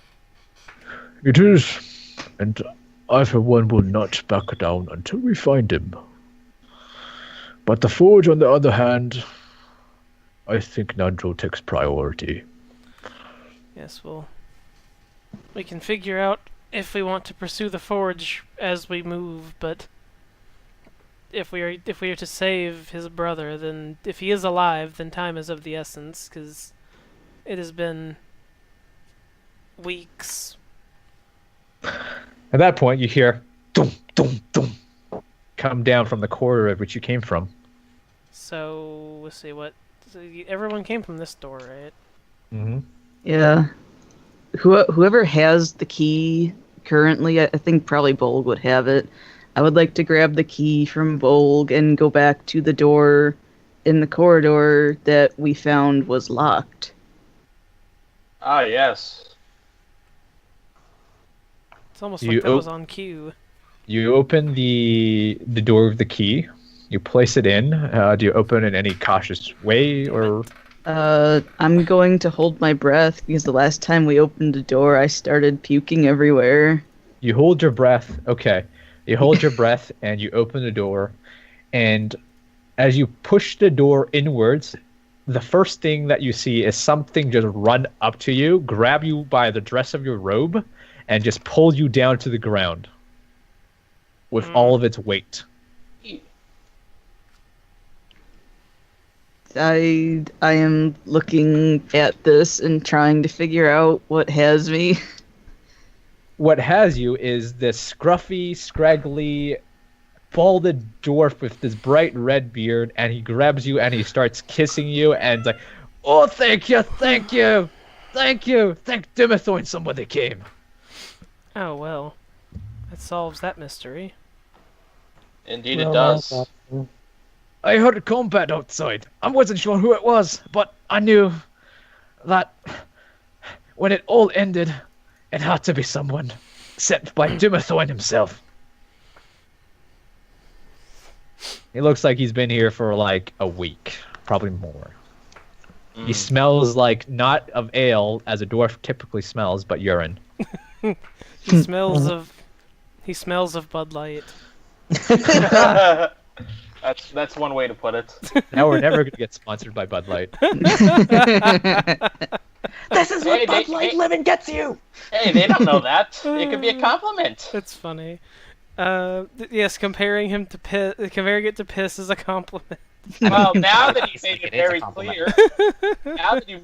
clear, now we're not. It's okay, we're too wholesome for that, right? Yep. Absolutely. Okay. Fiction. Friend fiction. Hi, it's the friend fiction book. Anyways, Isaac's back. Hi, Isaac. Hi, what did I miss? Everything. Yeah, we found the spell of forges. Mostly desecration of corpses at this point. The spell of forges. Yes. Anyways, now that Isaac's back, I'm gonna go over to Kieran, who's been standing here silently for the past like 15 minutes. Are you Just alright? like emotion. Are you completely. alright? Are you alright, Kieran?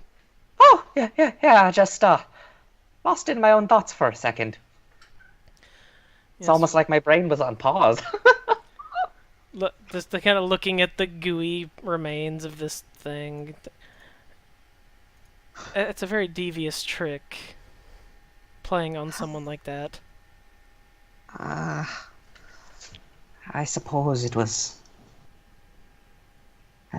bound to happen at some point. I go around and try to relate to people, telling them all about my grandfather. I don't know, maybe. I guess it just never occurred to me that people would try to manipulate me again.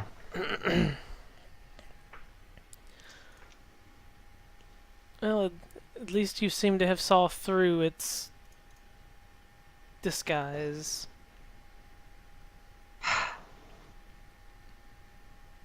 I'm done crying about my grandfather. Not because I'm not sad about it or because I don't regret it. But just because I've wasted enough tears. I've wasted enough of my sorrow, of my energy, grieving about something that I can't change anymore. You have to move on eventually. Doesn't mean you cared any less, but you still have a life to live.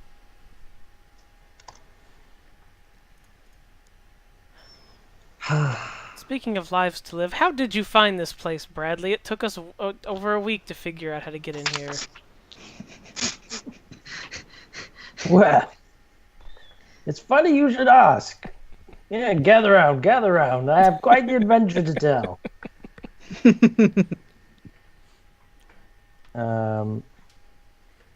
He says, well, I left Neverwinter a few days later. I was having my new lute restrung. And, I was hurrying up to join the rest of you on this job with Gundren.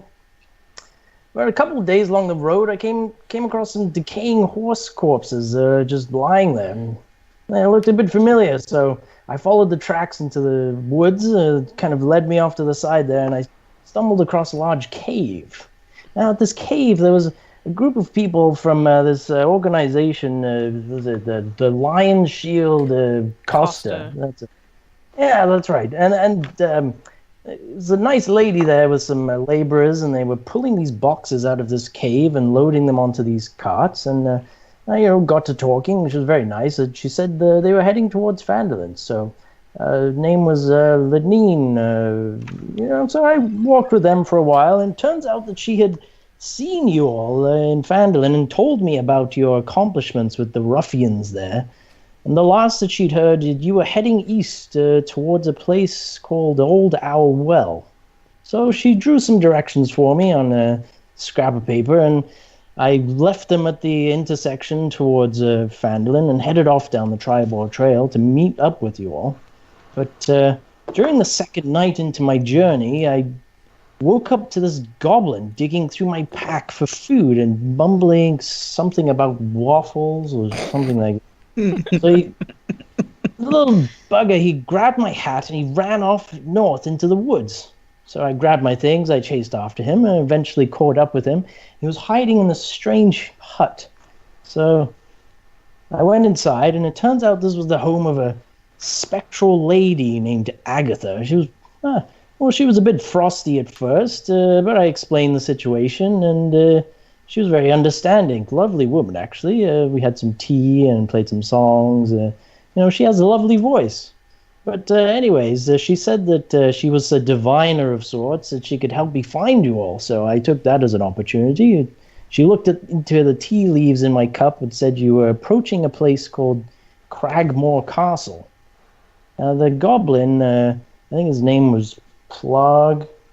He said he knew where this was. He agreed to show me if I fed him and, eventually let him go. So we walked back along the trail for a few days into the woods, eventually came across the castle, and I just walked up, knocked on the door, and it wasn't really an answer, but there was a heck of a commotion coming from the inside. So I pushed open the gate, and it was absolute chaos. There were goblins running all over the place, screaming and shouting. I had no idea what was going on.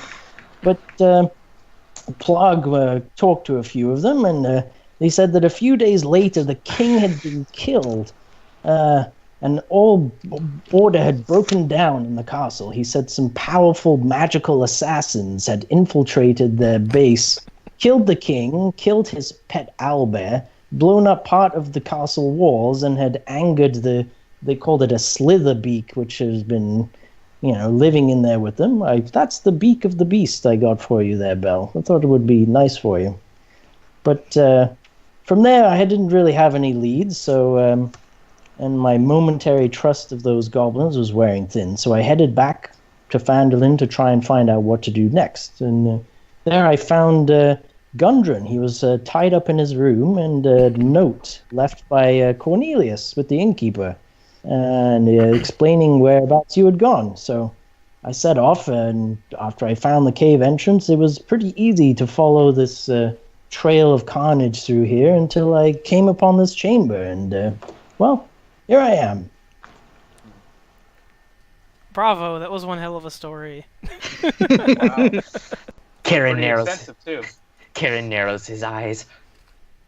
Why are you so perfect? Yeah, It so must be the mustache. you followed our trail nearly perfectly. We had encountered that same goblin earlier. It was stuck under one of the horses, and we had been in the cave, and we had been in Cragmaw Castle, and It's strange that I never met up with you. It's almost as if the gods were keeping us just far away from each other enough that we would never meet until right now. well, Yes, life has a funny way of getting in the way of that. Well, I suspect it's because we kept having issues running into hobgoblin bands on the road, so we took to taking cover in the woods anytime we heard anyone coming down the trail. Oh. Well, I'm glad I managed to catch up with you all, and hopefully we can come to some kind of solution for everyone here that makes everyone happy. Yes, well, I think we've accomplished most of our goals here, but we just need to decide if we are going to continue this or leave it here.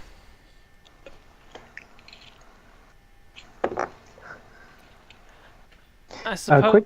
Oh, go ahead. I was just going to ask DM quick question. Mhm. At the very beginning, when we were all kind of enlisted for this job, did Gundren mention that this was a mine of like mineral wealth, or this was just like a mined out complex that had this forge of spells, which is where the value came from? Both? Okay. Yep. Well, we took the job. It seems very rude to just back out on it. Yeah, you guys are discussing. So, if you guys don't want Nundro being here, you can just step aside, have your own personal conversation. You guys want to do that because, Nundro is affiliated with Gundren. Brother being all, probably associate of his enterprises. I'm gonna ask him a question now that you bring up that he's standing right here. Have you seen anything since you were brought down here? You've been here a lot longer than we have. He says to you, we've only started exploration. Didn't get more than 20 feet before we got captured.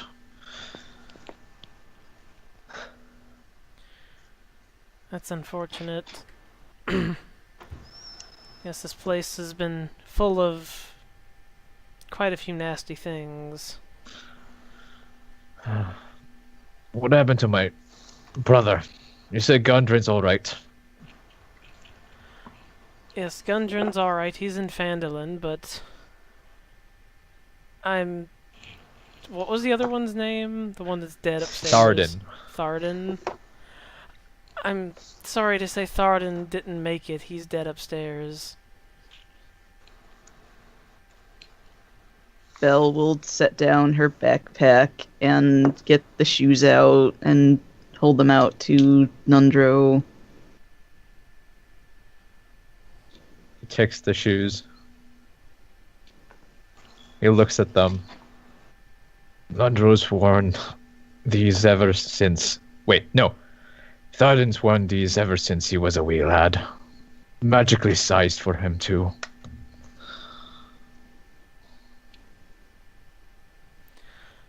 Yes, that was the only thing of note he still had on him, so we thought that we'd bring that back to his family. Gundren ought to know. Thank you for keeping these. Yes, we'll have to give him a proper burial once we're out of this place.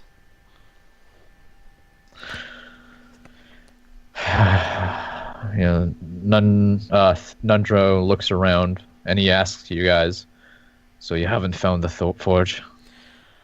No, just lots and lots of undead.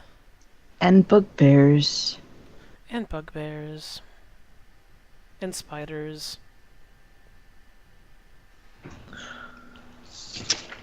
I want to find the forge, you know.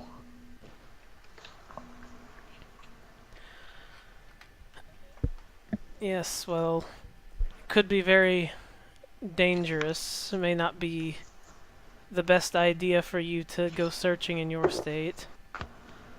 But I'm also conflicted. Gundren wants it so that he can line his own pockets with the coin that it could bring. But I now see the evil that this forge could bring about. If it's not the black spider now, it's going to be something else next. Well, let's find it and destroy the thing. Cornelius says, if it is as powerful as the legends say it is not so easily destroyed. You can't simply take your sword to it. Hugo, have you learned nothing? Yeah, Hugo, have you learned nothing? Well, seems to have worked well for me so far. And he kind looks of at the spider. Flashes his well, what exactly is your plan then, Cornelius? How can you say for certain that you can seal it away, that no one in ages ages beyond will come and unseal it? I cannot know for sure without seeing the forge. But I would rather not risk any more of you to search for this forge. I can attempt to bring the mountain entrance down upon it, and hopefully time is our friend here. Hopefully we will forget about the forge and its existence. But what about all the books? Most of the books lie here. It seems the Black Spider did us one favor. He brought everything he knew and had with him. And I believe, Belle, you have the last book. Well, if you believe it to be nothing but trouble, then perhaps we should just seal it and destroy any trace of it. The well was at once truly a source of great prosperity. But as you can see, there are evil forces that wish to twist such good. I wish to remain neutral in the subject. You have fought tooth and nail for this. I am more than happy to accompany you in whatever your choices are. You have proven your judgment so far. Prove it once more. I would like to see it. Well, that means we have to find it. And if we're going to, even if we're going to attempt to seal it, it seems that it would help seeing it and knowing what exactly we're dealing with would give us a better chance of sealing it, if that is how we intend to go. But I'm just speculating because magic is not my area.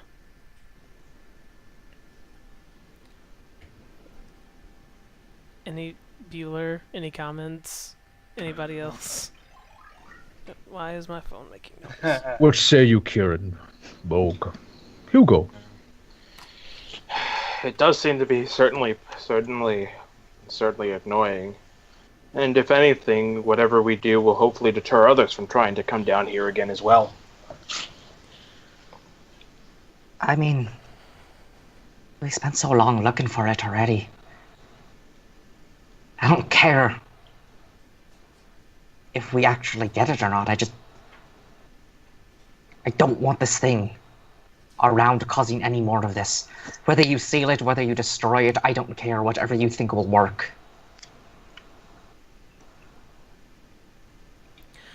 Well, if we're just going to seal it, there's no real point in searching for it. If we can just bring the entrance down.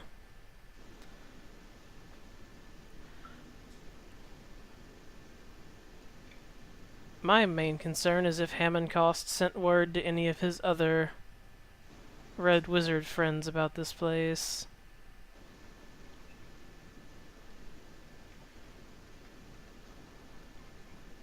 We were warned that they may, more than just Hammondcost, may seek revenge.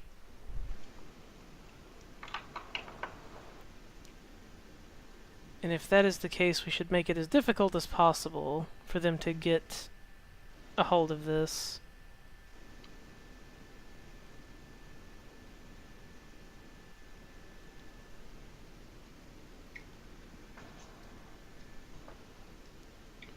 Okay, so out of character here. So, like, what do we want to do? We're not getting any feedback here. I want to find it. I don't necessarily know what I want to do with it after. I just want to find it first. I think we can go ahead and I think we should leave it alone. Okay, so we have one for find it, one for leave it alone. If we leave it alone and Cornelius seals this place, how exactly is he sealing it? He's just gonna collapse the entrance. Oh, well, that's kind of pathetic. I mean, a feat of magic, yes, but you could, with enough dedication and manual labor, eventually. Yeah.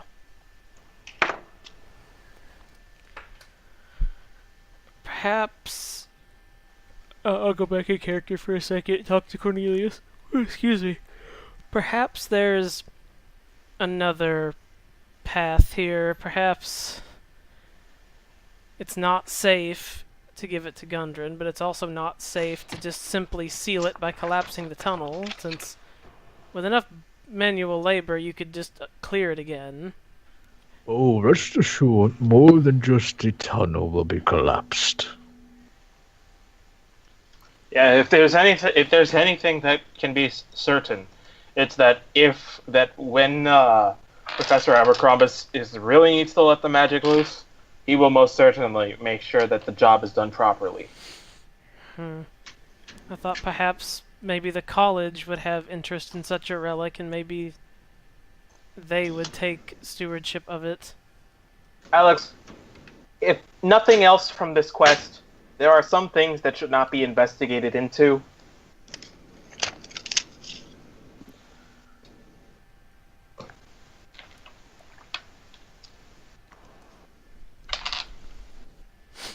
I believe the colloquial phrase is, "Let sleeping dogs lie." Alright. It doesn't really matter to me either way, as long as our obligation to this crazy quest is fulfilled. Nundra says, I won't fight you if you don't want to tell Gundren. The big orc is right. Sometimes it's just better to leave everything out. He's my brother and I love him. And I think the spell, the forge... Forge of spells. Forge of spells. I don't know why that's so difficult for me. The forge of spells might get to him. I can tell you for sure. If you take it to the college, he'll fight with his dying breath to get it into his possession. Well, I guess that settles it then, unless Kieran has a different opinion. Kieran shrugs. Let's just get this done with. I've had don't enough mind- of this dungeon for the day. Nundro, with a little bit of reluctance, says, I would love to see it, but I cannot do it without you guys. Well, like Bulg said, perhaps some things are best left unearthed. Hugo says, now I don't know much about what happened here, but if it was lost, well, this whole place was lost hundreds of years ago, and it's only just been discovered now, then by closing it up again, and this time tighter than before, it should at least buy us another few hundred years of peace. That's better than nothing. Yes, well, we should destroy all these documents before burying it, just in case. Belle will Yes, look maps sad too. that we're not actually going to go and find it, but she'll grab the book out of her bag and just set it on the table with the rest of the documents, and just compress the digitation, light things on fire. You can start a small campfire, which you can light that campfire right there, and yeah. Guys, you can- guys, I'll take care of this. As he goes ahead and walks forward and casts a burning hands on the set of relics, so that way he is certain that nothing is coming out of it unscathed. Kieran holds Mirabelle's hand as they all get set on fire, and he says, I would have made some lovely stories, wouldn't they? Sorry, Mirabelle, I know you wanted to find it, but it's not worth even more deaths to accomplish that. I think we've had our fill of death and killing for today. For a long time, really. She'll just shrug and nod a little bit. I'm sure you'll find another mystery to dig into as soon as we're back around more books.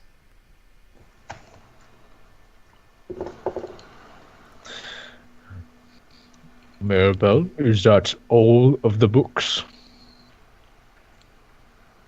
Belle will stop and think for a moment and Player doesn't remember. I don't remember if we have any other notes or Oh. documents with this. I have the map that leads to this place. I can throw that in the fire. Yeah, I have a small hand-drawn map too that I'll throw in the fire. Okay. Obviously, you can keep whatever you want. That's up to you if you want any trinket souvenirs. But obviously, the best case is to destroy all the evidence, every single shred of it. Oh, who has the letter that Yarno Ulbrich was writing to the Black Spider or received from the Black Spider? I did have it. I don't know if they took it from me when I got captured, though. I mean, at worst, we can research the bodies. At best, it's gone. Well, if I do have it, we'll throw that in the fire, too. If not, it's gone. Okay. So, one last thing before we depart. ODT. Old Dwarven Trick. Which one of you would have the fastest fingers? Bold points to Kieran. Kieran. It depends. What does he mean exactly? He points to those emeralds within the eyes of Dumathoin's statue. I mean, Does he want us to steal them? I look to the statue and look back down to oh, burp a Nundro second. and Yeah. just sort of look back and forth a few times with the look of, is that cool? Yeah, Hugo looks at Cornelius and says, "Cornelius, I didn't take you for someone to desecrate holy site." Don't tell me Don't tell me it belongs in a museum. He kind of just like with his staff, he just like he kind of just holds you back, Hugo. He takes the staff and kind of like a rod. He prods you back, like go behind him, sort of like head towards the entrance, sort of thing. Just watch. This requires some wisdom, you see. All right, I trust you. Bo goes around too. He wants to exactly see what Cornelius is going on about. So, Kieran, would you be so kind to step up to the statue and remove one of the eyes? Kieran nods and gets up to the statue, and just as he's about to pull out the eye, he looks back and says, "This isn't going to, Okay, fall so on top of me, is it?" okay, sorry. So are we? Is he actually trying to get us to steal these? Yeah. Yes. Yes. All you need to do, Kieran, is once you remove the eyes, jump into my arms. Okay, we're gonna have to be Kieran much looks closer down up then. Kieran looks down at this frail old man. I don't want to. But he Oh. has great hugs. He kind of like pinches his brow, Jump onto to Tensor's flying disc then. and he just summons Tensor's flying disc right beside him. Does Tensor's flying disc actually get to float up, or is it literally just a disc slightly above the ground, in which case it would be tantamount to also jumping on the ground? It's high enough so that you have a cushion that it won't hurt you. Okay, Kieran looks back at the thing, and he's about to pluck it out. You know, I don't, it's kind of like stealing, isn't it? Kieran. You're not my mom. But, okay, what do the rest of you think about this? Like I said, I don't think they belong in a museum. Cornelius? This has nothing to do with anything. I'm trying to teach you something. We could give one to Gundren and say we're sorry that we didn't find anything else. Perhaps he would be less reluctant if you tell him exactly what you're trying to teach. Have you no faith? I have faith in some things, but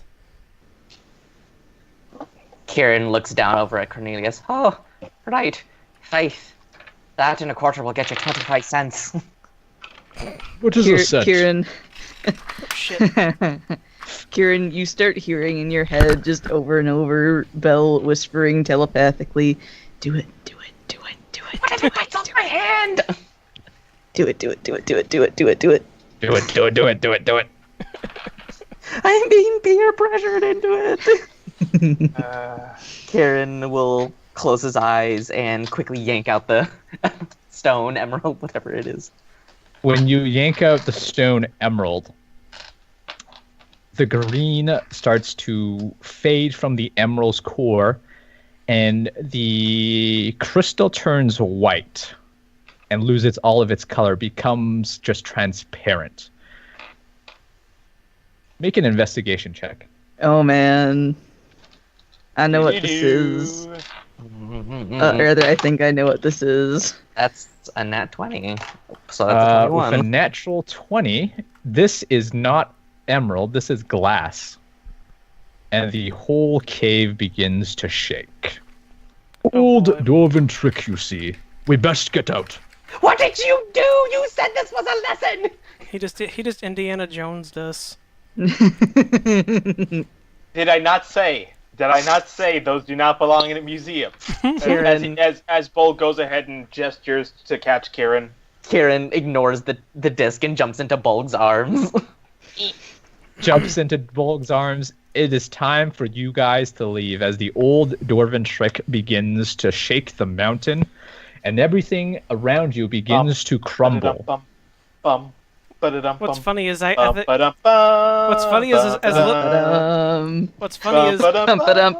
little sense as it makes, Alex carrying Kieran would actually go faster. So, you guys need to run and escape. Yes, Bolg is gonna do a quick handoff to Alex of Kieran, and he's gonna help make sure Mirabelle gets out of there. I'm gonna help lead the charge because I have a pretty good idea of how we got in here. Okay, so why don't you guys act in initiative? Hugo's gonna pick up Nundro. Pick up all the small people. Yes. Pick up all the smalls. Okay, so why don't you guys roll initiative right now, and we'll begin the escape. Oh, I'm going next week. Not lead the charge. Don't worry, Mirabelle. I'm going next week too. So am I. That's okay. Your initiative doesn't matter because apparently I'm carrying you now. Kieran, okay. I'm the only one that got above a 10. First. Amazing. Who goes first? The one that's actually walking? Or... Okay, Yes. I'll go first. All right, Yes, so the Alex, one who's you're actually 13. walking should go first. Yep. Alex 13, Hugo Bradley 12, Kieran 8, Mirabelle 8, and Bulg 4. Yes. Oh man, it's gonna be great. The mountain has first initiative. Oh, I'm God. kidding. That's not how The it works. That's not how it works. The mountain has initiative 20. Rocks fall, everyone dies. Yep. Okay, so between Mirabelle and Kieran, who wants to go first? Because you're tied off. You can choose who goes first in this case. I'll let Belle go first because I'm being held currently. Absolutely. All right. Alex, the mountain begins to vibrate and shake. Small pieces of rock begin to fall. Nothing harmful just yet. The pillars are shaking, and you can see cracks forming through the columns of stone, and you can see sheer forces just destroy this dwarven temple. What do you do to lead your party out? Well, here's what I know. I don't know how I got in this room because I was unconscious when I got brought in here. However, I know that the party came through this door and Hugo Bradley came through this door. So both paths must lead to out at some point. So, given that Sir Bradley just walked through here, I'm going to assume that it is a safe path. Okay, you guys don't need your tokens. We'll just go Theater of with the Kieran's Mind. token. Yeah, we'll just go with your token. Generally, where you guys are, so I know, but it's not So important. For you guys. I'll just do my dash thing. Let's see. So, considering that I have Kieran, I actually move at 40 feet now instead of 50. So I'm still faster than everybody else. So if I dash, it's 80, and if I end up needing to double dash, I can go even faster. You're too slow. Yeah, Don't split the party. she still moves incredibly fast, despite carrying a halfling, apparently. She may not be good for much else, but she can run. So I will just do my regular dash for now. I'm not gonna double dash. Because if I double dash, I'm gonna leave everybody behind by a huge margin. Okay, when you run and you keep running down the tunnel, you notice that there's a set of stairs, and you kind of don't actually know which way you're going. What's because you're ahead. You haven't been down this pathway. What skill do you use to try to find your way out? There are also no markings here because for some reason. So you think that this is not the pathway Mirabelle came through. Let's see. Well, let me think. Yeah, I've never seen this hallway, I don't think, because I was unconscious way over there. So I will use I will be perceptive and look around, and maybe I'll spot like the blood trail from when I got dragged in here originally. And just for all intents and purposes, I'm assuming Kieran has light. Yep. I'm not completely cruel, you know. Thank you. So you want me to roll perception? Yeah, please. We're gonna do the skill check thing here. A skill challenge. Okay, I got a Skill modified challenge. 20. Yeah, there you go. Modified 20. Okay, you, as gruesome as it is, does find your own blood, and it allows you to follow it, where you know that your companions are lagging behind at this point. Yeah, I'm gonna just not double dash because I don't want to leave everybody in the dust. But Okay, so if if things start looking sketchy, I'll start double dashing. Okay, so in that case, we're going to grow as a group. You start to lead people, and they're behind you, essentially, but you're about like 10 feet ahead of them just for scouting purposes. When you come to the next turn, you see that a set of stairs has opened, sort of a small fissure. The rocks in this entire place are just creating so many shearing forces that the rock just breaks apart. The set of stairs almost disintegrates, essentially, and you're left with something about a 20-foot drop, Bradley. How do you navigate down a set of stairs that are no longer there? Which stairs are you talking about? I assume you guys are heading down this way. Okay. Alternatively, yeah, if you want to, you can just go that way, which the set of stairs are still intact. Okay, so Kieran's token is representing the whole group. The party, basically. exactly. The party face. Let's use them. So I would remember that I came in from that way. I recognize the stairs, I'm guessing, with Kieran's light just ahead of us. With the stairs disintegrated below. The stairs here are intact if you wish to go this way instead. He would probably want to go out the only way that he knew to come in. Okay. And so he is just going to leap off of the the ledge. All right. That's what he would do. Okay, you leap off the edge. You take some damage. He goes, tally-ho! And jumps off. Jumps off. You land 20 feet below you in a mustachio landing. And he would try and cushion Nundro under his own body while he lands. Okay, you land down below you. Rocks are jaggedy and sharp. How do you help your party get out of this? He would put Nundro to the side, and then anyone else that decides to climb down or jump off, he would wait at the bottom to help catch them and kind of like soften the... Excellent. What skill do you think that would be?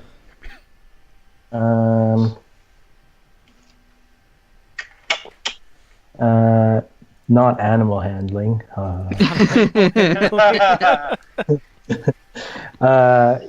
Probably, it would probably be athletics because it's just a lot of like heavy lifting and stuff like that. Absolutely. Okay, athletics. Go ahead and make an athletics check. Okay, that is a 9. Well then. Good thing I have slow fall. He has a dwarf hanging off his back. I'm trying to imagine the scene right now. The dwarf is just like pulling. It's like a backpack that moves. Yeah. And he's just pulling at you, and he's got this really bad smell of urine attached to his like burlap sack rag rope thing. Okay. So, at which point, you managed to get most of the party down, but who's last? Who would you say is last? Well, let's see. I was first, then probably like Bradley and then Bolg and Mirabelle were together. My guess is that Cornelius would choose to bring up the rear. Okay. Probably. Yep. So as you go and you attempt to help everyone out, you manage to do so. You kind of just do this quickly. You kind of just elevator everyone down. Everyone's fairly light besides Bolg. Bolg is on the heavier side, but he can help himself as much as you can help him. But when it comes to Cornelius, you're surprised of how heavy he is for a wizard who is quoted as being weak by everyone for some reason. You misjudge his athletic nature. Muscle wizard. Muscle wizard confirmed. And you actually injure your shoulder when you attempt to lower him down. But you manage to do so without too much hassle. I'll let you know what injured shoulder means later on when it comes to it. Sure. Mirabelle, you continue as a group. You find yourself in the intersection, especially the one where you had found Alex missing. The door to your left is essentially crumpled. It seems to have closed when everything was vibrating and jostling. And stone seems to have fallen, not to the degree where it's blocked, but the door seems to be crumpled and kind of just bent out of place, and it seems to be stuck almost. You can go left, however, if you want to, where you can see water at the bottom, like a small pool of water, but you never went this way before. What do you do? I think we're going to stick with what we know. Okay. And I don't know if this falls into like actual skill check territory, but I would like to try to just blast the door open with magic. Absolutely. Well, what skill you want to use? This door is dented and crumpled. I'd say I could probably use investigation to try and find like a hinge point to maximize the force on the door. Absolutely. From the impact. Go ahead and make impact. that check then. I was gonna say you could go full Lysandra and just boob the door. I mean, honestly, that would have worked this time, but I got a nat 20, so with investigation that goes up to a 25. Okay, with a 25, the door just blasts off the hinges, rocks fly, everybody lives. For another moment, as you guys run through the door, and at this point, Kieran, you are ahead with Alex, and you can see huge chunks of rock in this room because of the force generated. The door flies off, hits the ceiling, and then a giant rock-like chandelier begins to fall right in the center of the room. What do you do? Kieran kind of leans backward with his, amazing abdominal strength, legs still like curled around Alex to stay firm into the ground. And as the party stops to be like, oh no, we're gonna get crushed to death, Kieran stabs his rapier into the ground, and I'm going to expend a level 2 spell slot to use Shatter to potentially blast the rock away. Holy shit. Cool. Oh boy. Okay. Make Oh, it worse, boy. maybe? Potentially. All you have to do is roll damage. If your damage roll exceeds the rock's quote-unquote health, Oh god. it's Good fine. luck. If not, It's No fine. You pressure. double damage on structures, so rock is a structure. So I know. Okay. I was Should gonna be say, but okay. it's like low-key regret, but also at the same time, we're gonna go for it. you said level 3, right? Level 2. I only have level 2. Okay. We're not Yeah. level. We're not high enough level yet. What do you mean? I just make up numbers when I play with you guys. Sorry about that. Oh, that's actually pretty good. Math is hard.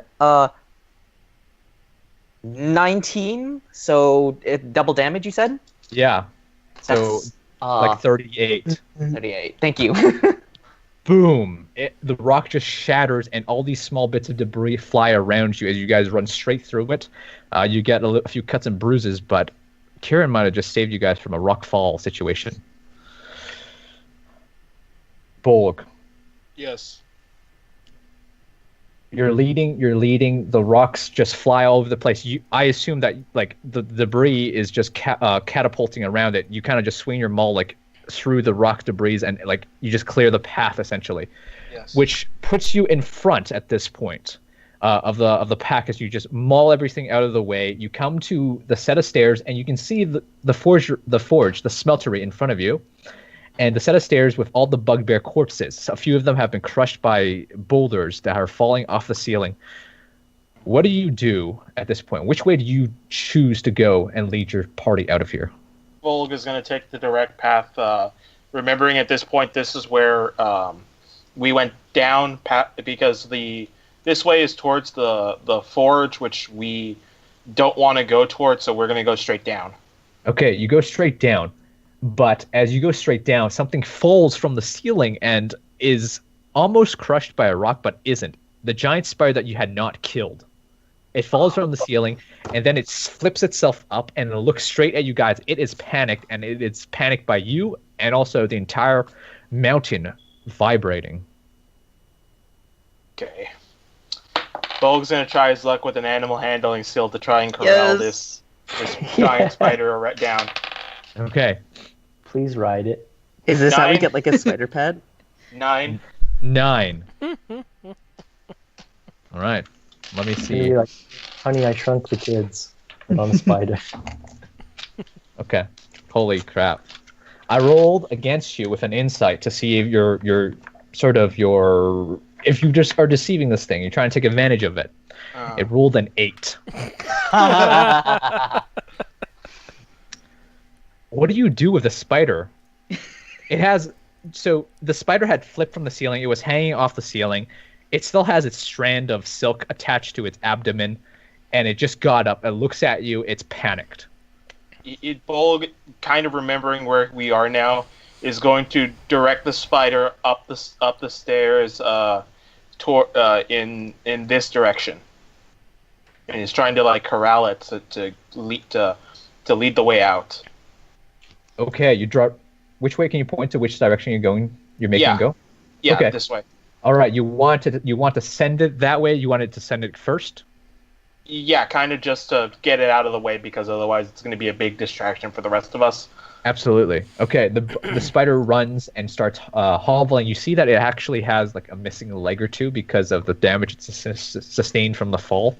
But you get it out of the way and you continue to lead your group. Alex, you have Kieran attached. The spider is gone. You kind of start following it. The spider acts as sort of like a mine detector, essentially, for any hazards that are in front of you. You know that you're inches away from freedom, but you have to get past the labyrinth as you follow the spider. Well, I know that... I don't think we ever actually went up or down these stairs, because we came from this way over here, and I see the arrows going that way. Mm-hmm. But Bolg seems to think that going this way makes sense, so we're gonna just go with that. But when we reach this point here, I can't see any markings that tell me which way to go. So... Would you be able to see this, like, busted down door? It might be a bad angle for it. I would say you would be able to. But one thing you would notice is that a lot of the markings seem to have been rubbed off by the rocks and the dust just falling and everything collapsing. And if you're trying to look for them, you're having trouble finding the markings to guide you through the labyrinth. I guess I'll have to make an investigation check to try to find the markings again. This'll be good. My investigation is terrible. Oh yeah, that's terrible. That's a 10. There's too much dust. You're essentially breathing in the dust from the rocks now. And it's getting quite hard to breathe as well as see. The chalk just blends in. Okay, so I see that there's a path this way, so I have a path left, right, and down, essentially. So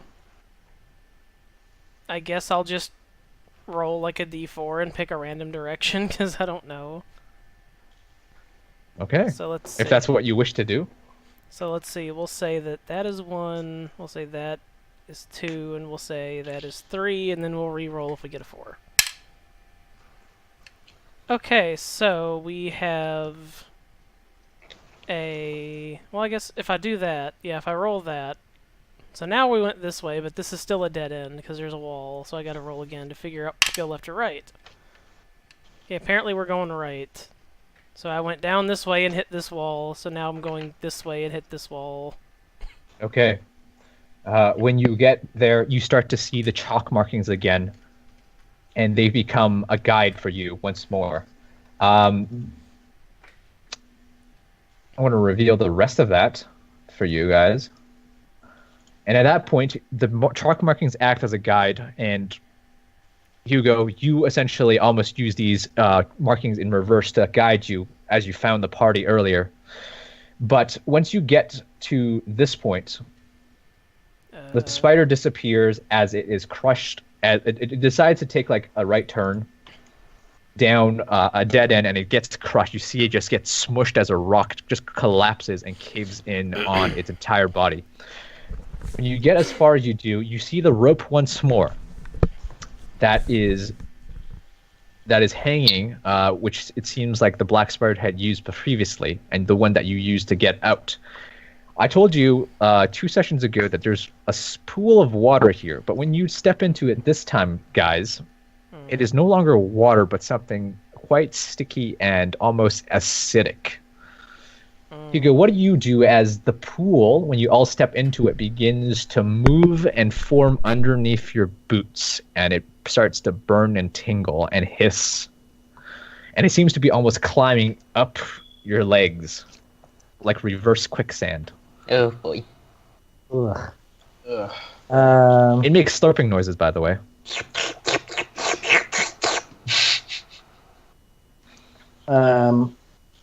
He's going to... Okay, so Nundro's still on his back. So first he's going to try and, like, throw Nundro away from this thing.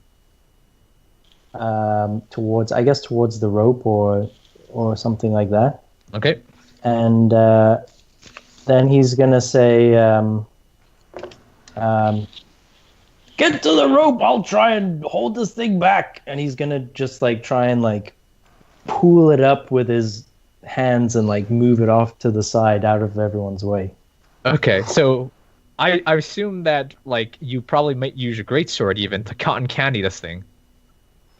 Sure, yeah. Well, like if it's like all kind of still globular like underneath us, and he can't like get his arms around it, then yeah, he would use it as like so that he doesn't have to put his hands on it just yet. He would like, yeah, absolutely. Okay. What skill would you like to use for that? And as Nundro is being tossed, he says, "Nobody tosses a dwarf!" Oh, and slams right into the wall. I would say,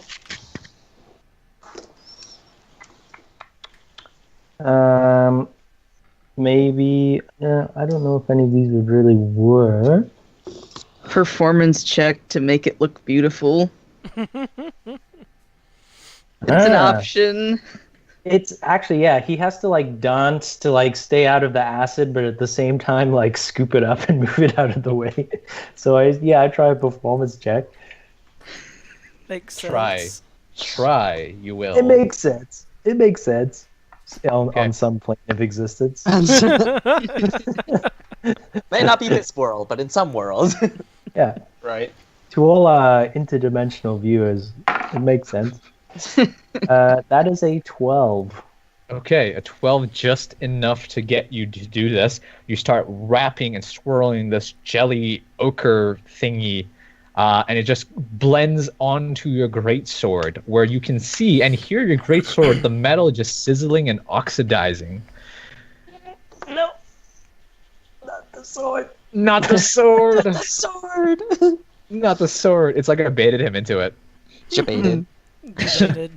You manage to secure all of the acid, and it's just wrapped onto your sword, and it's super, super heavy now. This giant, fluffy, gelatinous material onto your greatsword. The rest of you are able to climb and scale up the rope, but there is one last obstacle to clear, which is the mining district of the cavern. There are crates, there are boxes of mining debris, and what you see, Maribel, is when you climb up to the top is, as everyone else falling right behind you, there are stalagmites to the top of the ceiling, and they're pointed, and they're starting to weaken and ready to fall like sharp icicles off of a spring melting Okay. This is your last 5 inches of passage before you are free.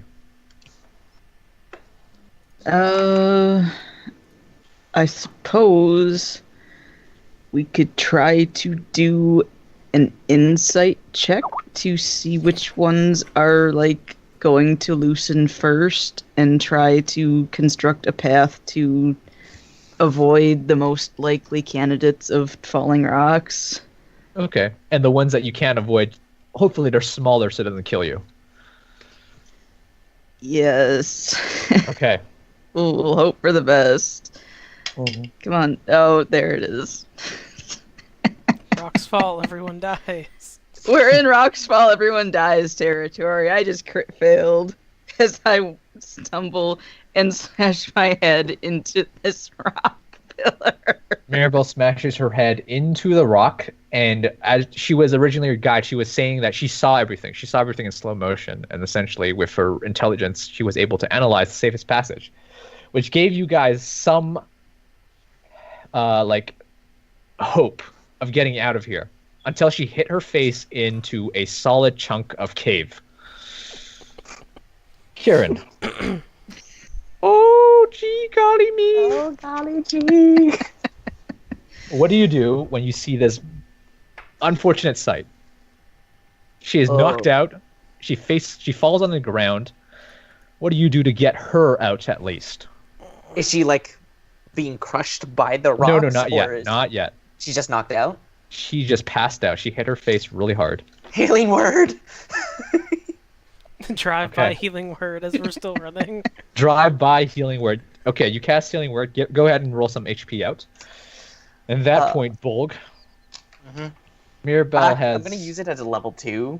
Okay. Because at this point I feel like we need it. Okay. At this point, Mirabelle has collapsed on the ground. You can see that Kieran is casting a spell to heal her as he flies by with Alex in tow. I think it's the other way around. Alex with Kieran in tow. Yeah, there you go. 9 points of healing.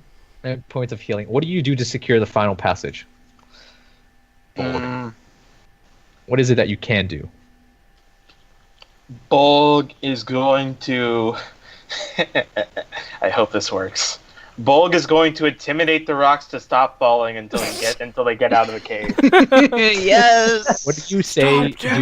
What does it look like? You can't impale a woman unless she asks for it. Damn it! This has been a friendly PSA from your friendly half-orc Eldritch Knight. And a 21 to finish this off. Yes. Your voice carries through the entire cavern. And almost like a reverse earthquake, you match the seismic frequency. Destructive interference. Destructive, exactly. Oh man, you know about that, do you? Engineers.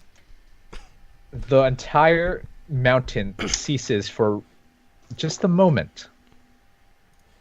And Hugo, do you want to drop your sword or take it with you with the jelly on it? Are you ready for this jelly? After he wraps it up in the sword, he's gonna hurl it off as far into the cave as possible to get it away, like into this dark corner up here, and just like it flies through the air. Because I want to have free hands to pick up Gundren's brother on the way out. Absolutely. The corpse of his dead brother. Absolutely. Make an athletics check. One last athletics check. Won't be a good one. Oh, that's pretty good. 20 total. With a 20, you hurl the contents of the jelly off your greatsword. But lo and behold, to you, when you reveal yourself your greatsword, it's no longer a greatsword. It's a great rapier. Just a thin, depressing blade. I was throwing the sword with it on it. Oh. Yeah. Just getting rid of the whole thing. So you see it. You see how disappointing that sword is now, as you throw it away, and you grab Thardan's body, and all of you leave out and appear into the daylight. The mountain begins to shake once more, and all that you see behind you is just this explosion of dust. And rocks begin to pour up out of the tunnel and fly over your heads.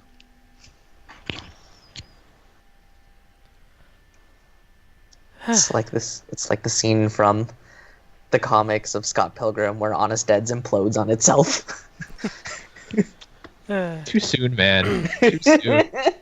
I live right next to there. I know the pain. As Belle's rubbing the dust from her eyes, she looks over. Bolg, when did you get a clone?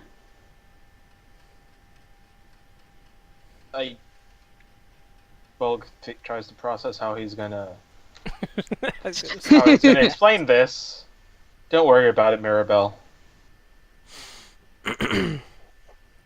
Are you sure it's not another doppelganger? She's like rubbing her head now, where she smashed it into rocks. I'm just gonna put Kieran down and breathe heavily because I probably have at least a point of exhaustion from all that. Puts Kieran down, like lets out like a wheeze. Christ, am I that heavy?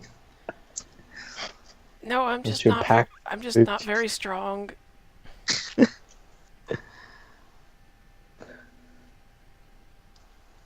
It could be all the cheese.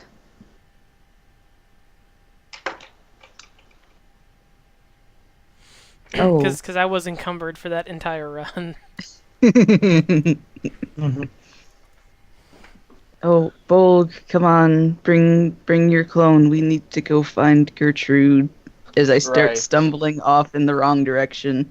Bulg is gonna help Mirabelle walk and make sure that she doesn't fall over or worse, hurt herself again.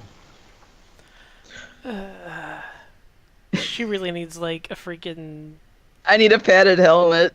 yeah. Oh, she's one of those kids. Yeah. Apparently. The dice have decided. Anyways, yeah, we should go find where we left the ox, and hopefully it's still here.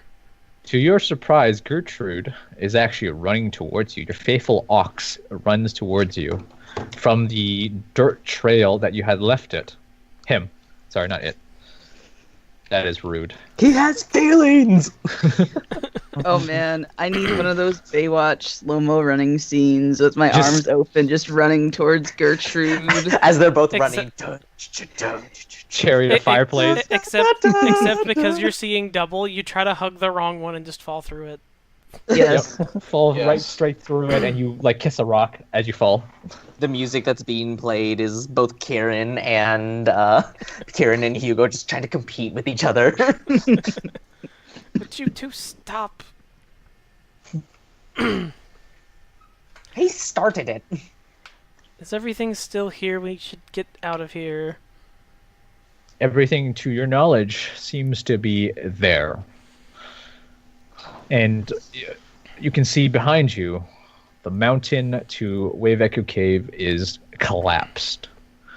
Nothing of the entrance seems to be apparent. And within a few years, it would be completely overwhelmed by the foliage and the erosion of the mountain. Hugo turns to Cornelius as they kind of walk away, and he's like holding Tharden, and he says, "Well, Cornelius, I hope you're right and that this place remains hidden for a long time, but you'll be able to keep an eye on it, won't you, with your magics somehow? I'm sure you have some trick up your sleeve."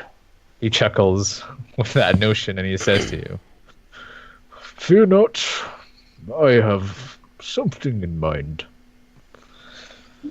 You don't happen to have a cookie. I'm gonna, like, try to, like, bandage Mirabelle's head. For all the good that'll do. you just start unraveling, like putting a mummy bandage on her head. So, at this point, you guys have successfully sealed off the mine from any possible intruders, destroyed the evidence and remains of the text that regarded the mine, and you have successfully rescued both brothers belonging to Gundren. Unfortunately, one of them did not make it. Yep.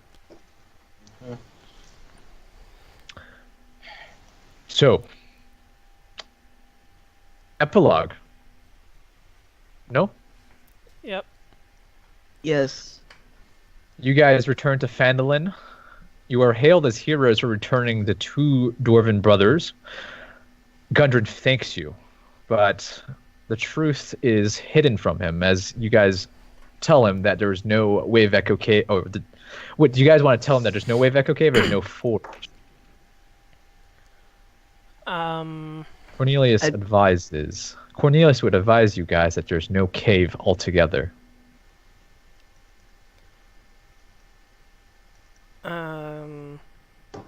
And we that- would have had time to discuss this while we were traveling. Absolutely. Yeah.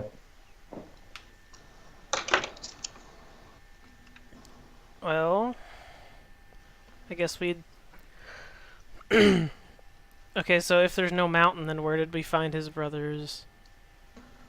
That's an We could tell important- him that we could tell him that it was a cave, but it was a dead end, and this whole thing was just like a made-up fable that wasn't real. And his brothers got kind of stuck in a cave-in in a small cabin, but it wasn't the Wave Echo Cave. There we go. That sounds like a good fib. Nundro completely agrees with everything he says. He knows that his brother is very ambitious and would stop at no cost to secure his goals, whatever they may be. So you lay to rest the story of Wave Echo Cave and the powerful forge of spells. I had to say that so slowly. You can see that my brain is trying to think about what I'm trying to say next. It's the sweat on your brow. You're slowing it down for the drama. Oh no, you're absolutely right. It's not because I'm slow. Okay. You are hailed as essentially heroes in Phandelver. The statue that you are beholden to, it manages to get finished in the next month or so. And over the course of the season, one thing is taken to you by surprise as you get some rest and some time to yourselves after this entire incursion. The villagers, they kind of just together help or start the repairs on Tresendar Manor, but rather repairing it to sort of the prior state it was, like an estate for a lord. Within about 30 days, what they do is they repair the main foyer. It's not much, but it's an isolated room. They demolish the rest of the building, but they create a small hearth, a place with a fireplace, a few beds, and they give it to you guys. Help comes from Neverwinter to relieve the hobgoblins. But the hobgoblins wish to stay under your employ if you so wish them to be. They've kept their end of the deal. And they have not caused any harm, but yet they actually defended from a few goblin marauders. Loose tribe from the leftover remnants of Grohl's envoy. Would the Neverwinter soldiers be against them staying as town patrol? Against them? No. Not necessarily fond of them, but the envoy that they've sent is about only 5 people. 5 human guards from the city of Neverwinter. Under the command of the Lord's Alliance, specifically. I mean, I'm figuring we leave them on as night shift. Okay.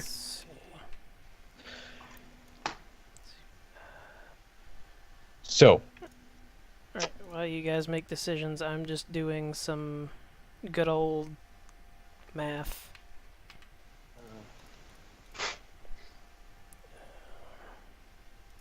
Gundren, at that point, returns to Neverwinter with his brother. But I'm going to give you guys about 30 days of downtime. Is there anything you want to do during this downtime? Like a craft, a study? Yeah, we'll probably just do some cooking, some singing at the tavern, some friendly competition with Hugo Bradley. Let's see. Okay, so since we're doing sort of finishing up stuff, we've got.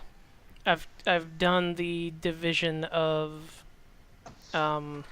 stuff here. So everybody gets from the loot pile. Excuse me. Boy. Everybody gets 4 platinum pieces. Let me put this in my own notes here. 4 platinum pieces. 30 gold pieces. Wait. Hold on, Matt. Did you include Hugo in that division? Yes. Don't include Hugo in the division. He wouldn't want to get part of the bounty. He can give his share to Almsbox and make Almsbox richest party member. There you go. The okay, so anyways, 30 gold, 4 platinum pieces, 30 gold pieces, 42 electrum pieces. Make sure you guys are writing this down. 7 silver pieces. And there is actually no leftovers. It is perfectly divided. Nice. It's like a plan for this, right? Right. How much again? 4 platinum pieces, Right. 30 gold pieces, 42 electrum pieces, and 7 silver pieces.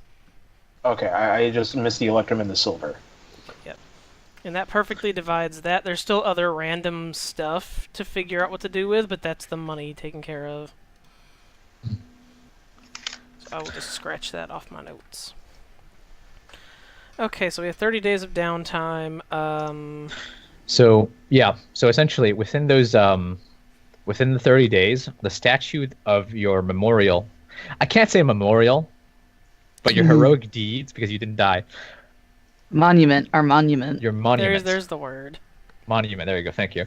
The statue of your monument to describe your heroic deeds is erected.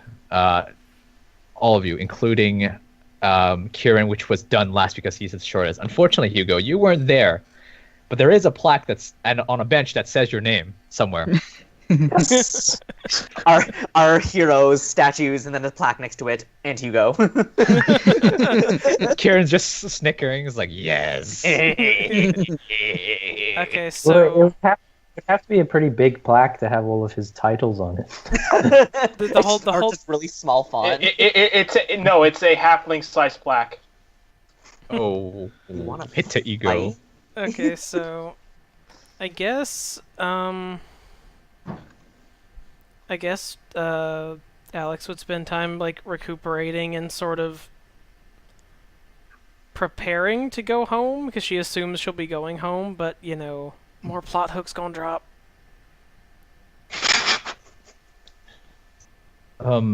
So again, your statue has been erected, and the townspeople thought it would be most fitting that you guys take over Tressendar Manor. They have been without a lord for a very long time, and that within the 30 days they've started repairs on the manor, but they've only developed one room for you guys. So just a hearth, a fireplace, and like a resting quarters. That's essentially it, where you guys don't need to stay at the inn anymore, but are much more than welcome to drop by to speak to Tolby and Stonehill at any time. Yeah.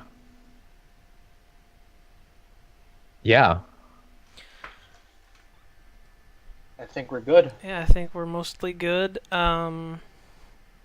As far as downtime stuff goes, I'd be sort of looking at any other interesting books that I'm sure the townmaster's house thing has some books to read. Mm-hmm. And I'd also like to do some alchemy stuff. Mm-hmm. If there's a set available to use. Yeah, absolutely. You know that the old Glassstaff quarters, which have not been removed, it's really hard to remove a basement from existence, but still exists, so you can definitely just go under there and use that as your almost private headquarters or whatever you like, hidden place. Hopefully someone removed all the bodies.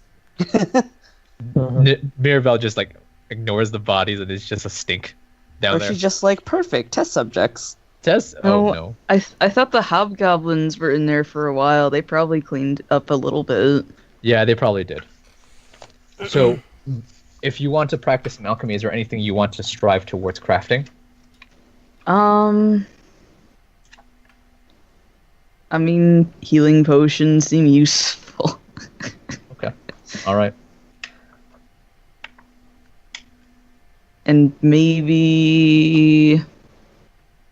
You know, we're gonna try and make a love potion too, just cause. Oh boy, filter Oh, of no. love.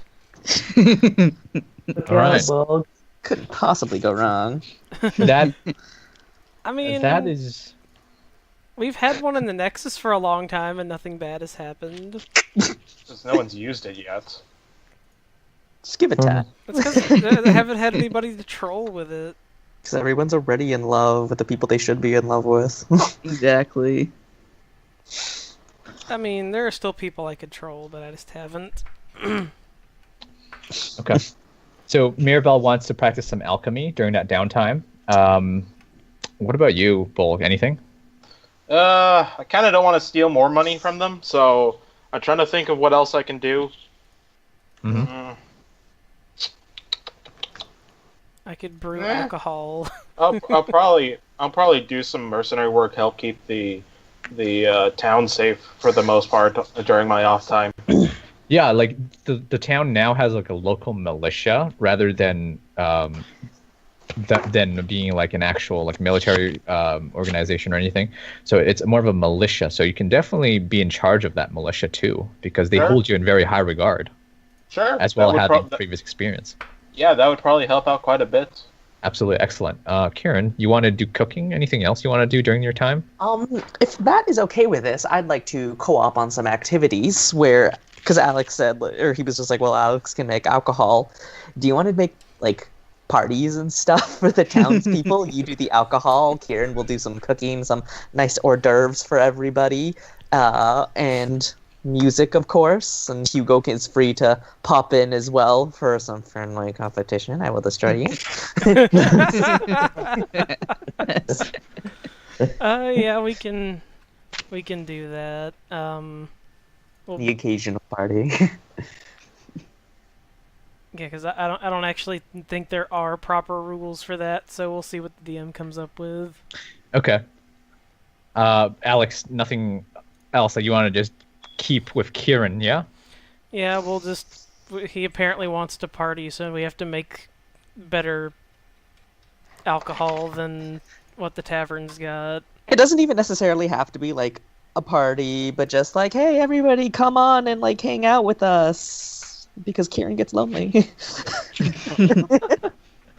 Even beloved by the town, he feels that there's still a void. I'm so sad.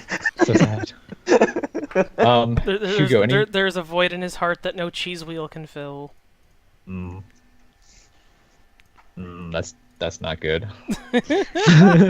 I counted, and 26 options on my final exam today, which, if anyone didn't know, I'm officially done my undergrad, but 26 options were cheese related. like you know how you get you know how you get those like joke options for like multiple choice. 26 of them were cheese related. They know about you. Apparently. I was reading this, I'm just like, Kieran. Okay. Hugo, anything you want to do during this downtime? Like, you want to strive for? Well, first he would nurse his shoulder back to health. I don't know what happened to his shoulder, but he would nurse that back to health. Before Yeah, he could do anything. nothing came too horrendously of it. It was pretty minor, and it didn't really affect anything that you were attempting to do. So you were able to just bear with the pain and throw your sword away as one last hurrah. We can do some medicine checks on that. We have And medicine. We have medicine proficiency in here. Probably what he would do is, let's see, he would probably take a brief trip back to Neverwinter if he could, just kind of report in with his nightly order as to what happened.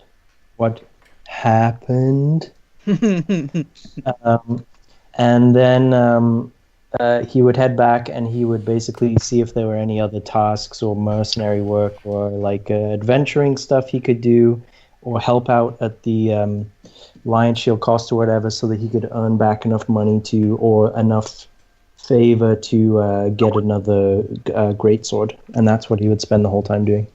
Okay. Excellent.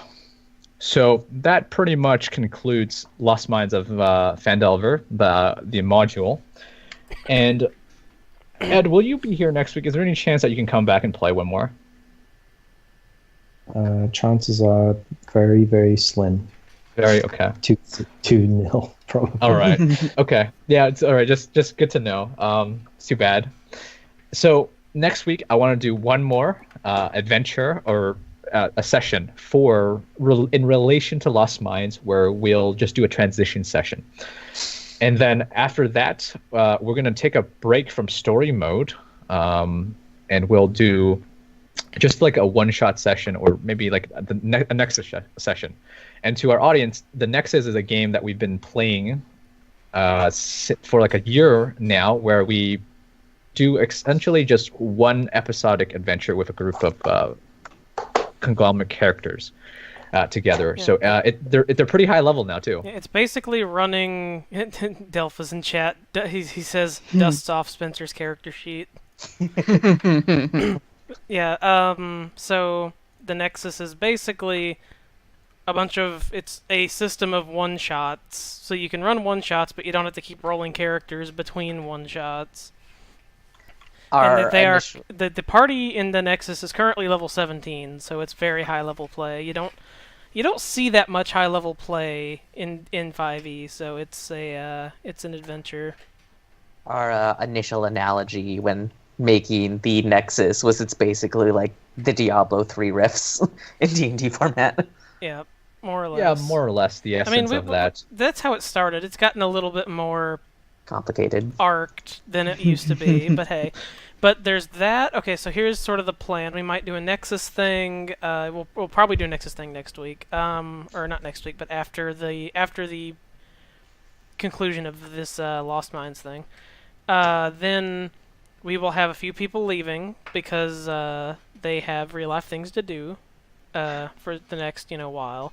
So with that in mind, we are gonna start something to fill the time for that month. It's going to be basically 4 weeks of doing something that isn't story mode. We haven't quite decided what that will be yet, but it'll be something, and it will be interesting, whatever it is. It'll probably just be Jaming, myself, and Beth, unless we pick up Delph there in the chat, or we pick up some, we'll pick up some people. We'll get something going. We're not sure. Like I said, we're not sure yet. We might run another fantasy game, just a short little fourth thing, or we might run a sci-fi game. I kind of want to do that. I think that'd be fun and a nice change of pace. But we might do that. We might do something completely different. We don't know. We're going to discuss it over the week, and we will announce next week what we're actually doing and who's DMing that and stuff. So yeah, I think that's basically it for the night, right?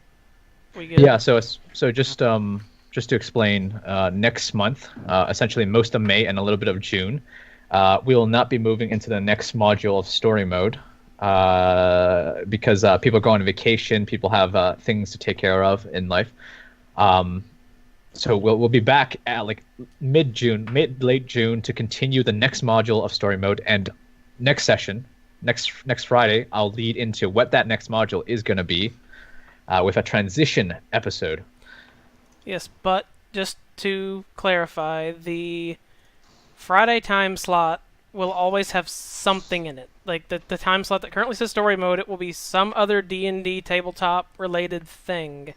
It just won't be story mode for the next month or so, but it'll be something. Mm-hmm. We'll give you something. And I got to make a whole new Twitch layout for that. It'll be fun. Yeah. So, can everyone stick around for a little bit? Yeah, a little bit. Yeah. I just wanted to ask you guys like what you thought about I just wanted like debrief essentially. Debrief the module. Debrief the module. Okay, so things I need to tell the audience, which I should have, like this as a disclaimer. This is so when I started with Lost Minds of Phandelver, I was gonna run it the way the book intended it, but that's not fun, right? Like I don't know. Yeah. That went off the rails pretty quick. What I intended to do was minor changes here and there, but apparently it just snowballed. I talked to Ed. Ed's been like a long time D&D player that like has been in the same group I've been playing with, and essentially, like he kind of just made me realize that wow, I changed a lot of the module and like everything went out the window. Yeah, well, I thought I was doing minor changes, but Lost it wasn't. Minds in general is kind of like a baby's first adventure, so it generally has the depth of a puddle in it. And if you search for any depth in it, like okay, for instance, like moral choices or whatever, like this group does a lot of moral choice stuff, you know, like do we kill this guy? Do we capture him? Is this right? Is this wrong? But there's none of that by the book. There's pretty much just like, hey, look, it's got a sword. We're gonna kill it. Pretty much, like it's pretty straightforward. So a lot of what you saw was very much modified. So I think for debriefing this, for if I understand what Jamie wants to do, I think so. Well, yeah. If anyone is watching that's new to D&D, or is wanting to run Lost Minds of Phandelver, I've changed a lot as a disclaimer. This is probably not how your adventure is going to run because a lot of them are twisted into sort of what works for me, what works for the party. And you might get a very different result. But each game that you play of D&D is going to be a different result, regardless of how much you change or don't even change. Well, and another thing that that it should be very apparent to anyone that has DM'd before is that a lot of this module has been bent in a way to prevent the party from TPKing 3 or 4 times, because this module is notorious for killing everybody. Because it's one of the ones that was written before the game was actually released. The game wasn't finalized yet. The balance is sketchy at best by the book. That's a way to put it. Like if you if you take a lot of the encounters in this module and calculate it based on the DMG values for a daily encounter, it is off the scale by like a factor of 10. Like they're crazy. Yeah, but that being said, this was the first game that I ever played with Jaming, like what 3 years ago. Yeah, it's like 3 years to almost a day. Yeah, almost I guess 3 it years. was around this time of year that we started playing. So that being said, if people are thinking of getting into the game, taking into account what Matt said, like with a few adjustments to the difficulty of some of the fights and stuff, it is a really well put together introductory module. So it is really good. You don't have to redo the whole thing, like Jay-Ming did. But he was obviously catering to people he's been playing with for a long time, so he knew what he was doing.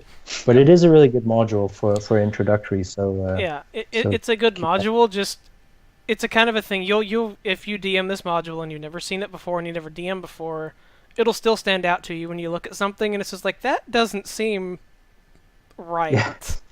Seems really deadly. Like, this seems excessively deadly. Like you'll note that they stand out very much. Where it's just like, oh, this fight is, oh, we're killing some goblins. That's okay. And then it's like, oh, you're fighting, like I think one of the most surprisingly deadly encounters people will find is when you're fighting the Red Brand and you've never seen anything with multi-attack before, and suddenly everything in the dungeon has multi-attack and will tear you up. And Right. bugbears will tear you up, as Bulk found out the hard way. Yes. Just some friendly advice for new DMs or DMs that are DMing for new players, especially towards new players, because new players have no idea coming into Dungeons and Dragons. It's a new experience, and probably most people have experience with video games. You can always be the DM that is the guide as well as the DM. You don't have to be completely ominous and silent. Sometimes maybe a new player does something that they don't understand completely. Oh, you just bumble into a room. They might not realize that, and you can always just suggest that bumbling into that room with 3 bugbears behind it. As a DM, that's probably a bad idea. You can give them a suggestion. Yeah, and the thing about this module that is is very clear when you look at it. It's designed to teach you things as a new player. Each encounter, each plot, each subplot is designed to teach you something. Whether that lesson be combat tactics, like what not to do, what to do, what not to do, or to teach you that maybe fighting things isn't always the best option. Maybe you can talk your way out. As with the Venom Fang encounter that we didn't do in this game because we never went to Thunder Tree, but had we done that, BSing your way out of that fight is far better than fighting that fight, because there's a high chance you will just die if you fight it. So Okay, so players. for debriefing this, what I think what the best way to do this is, if you want like feedback on the different changes and how things went, let's go back to the beginning and just sort of walk through a little bit of the module and say, okay, like, how did this go? How did you feel about this? I just wanted to ask you guys, the players, what you guys liked, what you guys didn't like, and where can we improve? Or no, actually, no, where can I improve? Okay, so let's start with probably the biggest change, I think, in the module from like good changes. Wyvern Tour, the orcs. Okay, this change was a good change, because if you take a look at the default module and you look at what the orcs in Wyvern Tour do, it's basically just a few orcs and an ogre, and they do nothing but fight you. Like, there's no talking your way out of it. It's just you fight them, and that's it. Yeah. And there's no real plot there. It's just like, hey, there's some orcs. Go kill the orcs. Orcs are bad, and that's the whole plot. It's very simple. But our version of that was not simple at all. There was negotiation and a character hook in there, and it had far more depth to it than the original one, and got some got reactions out of the party. So that was an overall good change to the module itself. I think Havencost was a good change to the module too, because he as well, he doesn't really do anything. He's just like a random dude you can talk to or fight. Like, he doesn't. He is inconsequential. Yeah, a lot of the default Lost Minds is more, as Matt loves to point out, it's catered towards video gamers that are jumping into D&D for the absolute very first time. You're given a quest, you go out, you kill it, you come back to town, you claim the bounty for whatever reason it is. Yeah, it's very Skyrim-ish, right? Where you get a quest. Oh, the quest is here on your map. Go here, kill everything, come back. And this group, as I've learned, loves RP. So I try to throw that as much as possible if I can. I have no idea what you're talking about. Well, Right, absolutely. and with this game, so just for more context, so in our other game that is not done on Twitch, has never been done on Twitch, the Nexus, it's very much we murder everything in our path and ask questions never. Like, that's just the kind of game it is where we just destroy everything in our path. Like, we're good guys only by association of like the bad guys being worse than us, pretty much. So, We're kind of like Right. interdimensional Suicide Squad. pretty much. So Yeah. yeah, we're I very like that. we're pretty much the Respectful, Suicide Squad. respectful. Yeah. I mean, some of the characters in that game are good, but most of them are like chaotic and neutral at best, if not a little bit on the evil side. And like, even then, like, and if like, I might be tooting my own horn because it is, one of my own characters, but I think like one of the most like inherently good characters in the Nexus likes to shout out, "Suck my toes!" But Right. all of Ed's characters are the good guys, though. He's got All these Ed's got characters. Ed is like the balancing point of everybody else because he's got to be good. Yeah. But no, what I was gonna Right. say is that it's in this game in story mode, we're trying a different approach, right? We're trying to get away from the mindless murder that, D&D tends to be known for murder hobos, right? You live in the woods, you jump out, you murder people, you loot them, whatever. We're trying not to do that. We're trying to be more in character, more in alignment with, okay, what would my religion do, or what would my order do? And for a lot of our character setups, it's less like, it's usually like, killing is the last thing I want to do. I'm going to try to talk my way out of this problem, which we did with the orcs, with the hobgoblins, that kind of stuff. That played in well to what you're trying to do. And I think another change that actually worked really well and should probably return in the future should this ever be a thing again. The Hobgoblin duel. That's a far better way to do a duel than doing it with attack rolls, because that would take forever doing normal rounds. Punching each other to death for 1 damage would take forever. I'm really glad that you let that happen too, because like that was so dramatic. It was great. Yeah, the drama of it just really worked out well to this. Yeah, I think that's a very powerful thing to do. Like, I wanted to make it cinematic, is why I did that. It was fucking like power move. Delph says, "Hey now, Spencer's chaotic good." For now, Spencer is also one of the characters that is actually like good. Oh really? Yeah, but someone made a freaking account named Liberal Peacock. Who did that? no, that's me. Oh. That's me. Nice. when you are betrayed by your own. Nice. I knew your old account name, but I didn't know you changed it. I just changed it. Nice. It had to happen. It's amazing. So any other pieces of feedback? So let's see. I think I have one which obviously I didn't play, but you were an observer. when I was listening to the podcast and stuff like that throughout, I thought one thing that was a really good addition, but could potentially have also caused a few issues. Overall I thought it was a very, very good addition was Cornelius being there. Like having him there so that if the players ever got like too sidetracked or whatever, they could always go back to him and kind of ask like, what do you think we should do? And like he was there to kind of like give the party like, oh, you can do this or you can do this, without the DM explicitly saying, okay, these are the options available to you. It added another layer of kind of depth to it, that like, oh, there are even more powerful beings out there that we can aspire to be like one day, who have these, are dealing with these issues far beyond our reach right now, but they are obviously helping us out in these things and stuff like that. So I thought the addition of Cornelius was really good. The only concern I would have though is that I could see myself as a player being like, oh, we have the super powerful NPC with us. I might use him as a crutch if I ever get into like trouble or something like that, which I thought was really good the way that you did that. It's like, I refuse to use magic unless I absolutely have to, because the ramifications of using it can cause like things to spiral out of control or attract the attention of like crazy dragons or wizards or whatever. I thought that was a good way of kind of reducing that as much as possible, while allowing him to continue to tag along with the party. So I thought the addition of Cornelius was really good.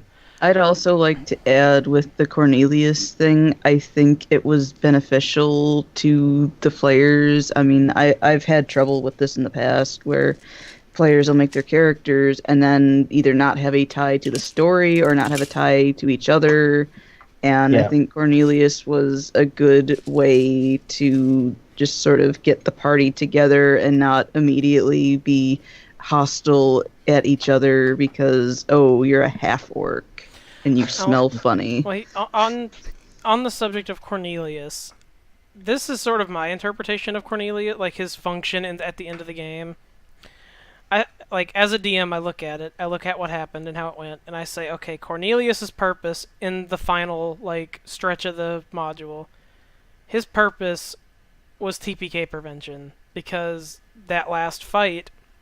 So for the record, for those watching, because I am a DM, I have read the Lost Minds module, and I just pretended I didn't know anything for this, right? I didn't do any meta knowledge as far as I could help it, but that last fight with the Black Spider is not supposed to have Havencost in it, right? He's not even he's just he's not really there in that fight.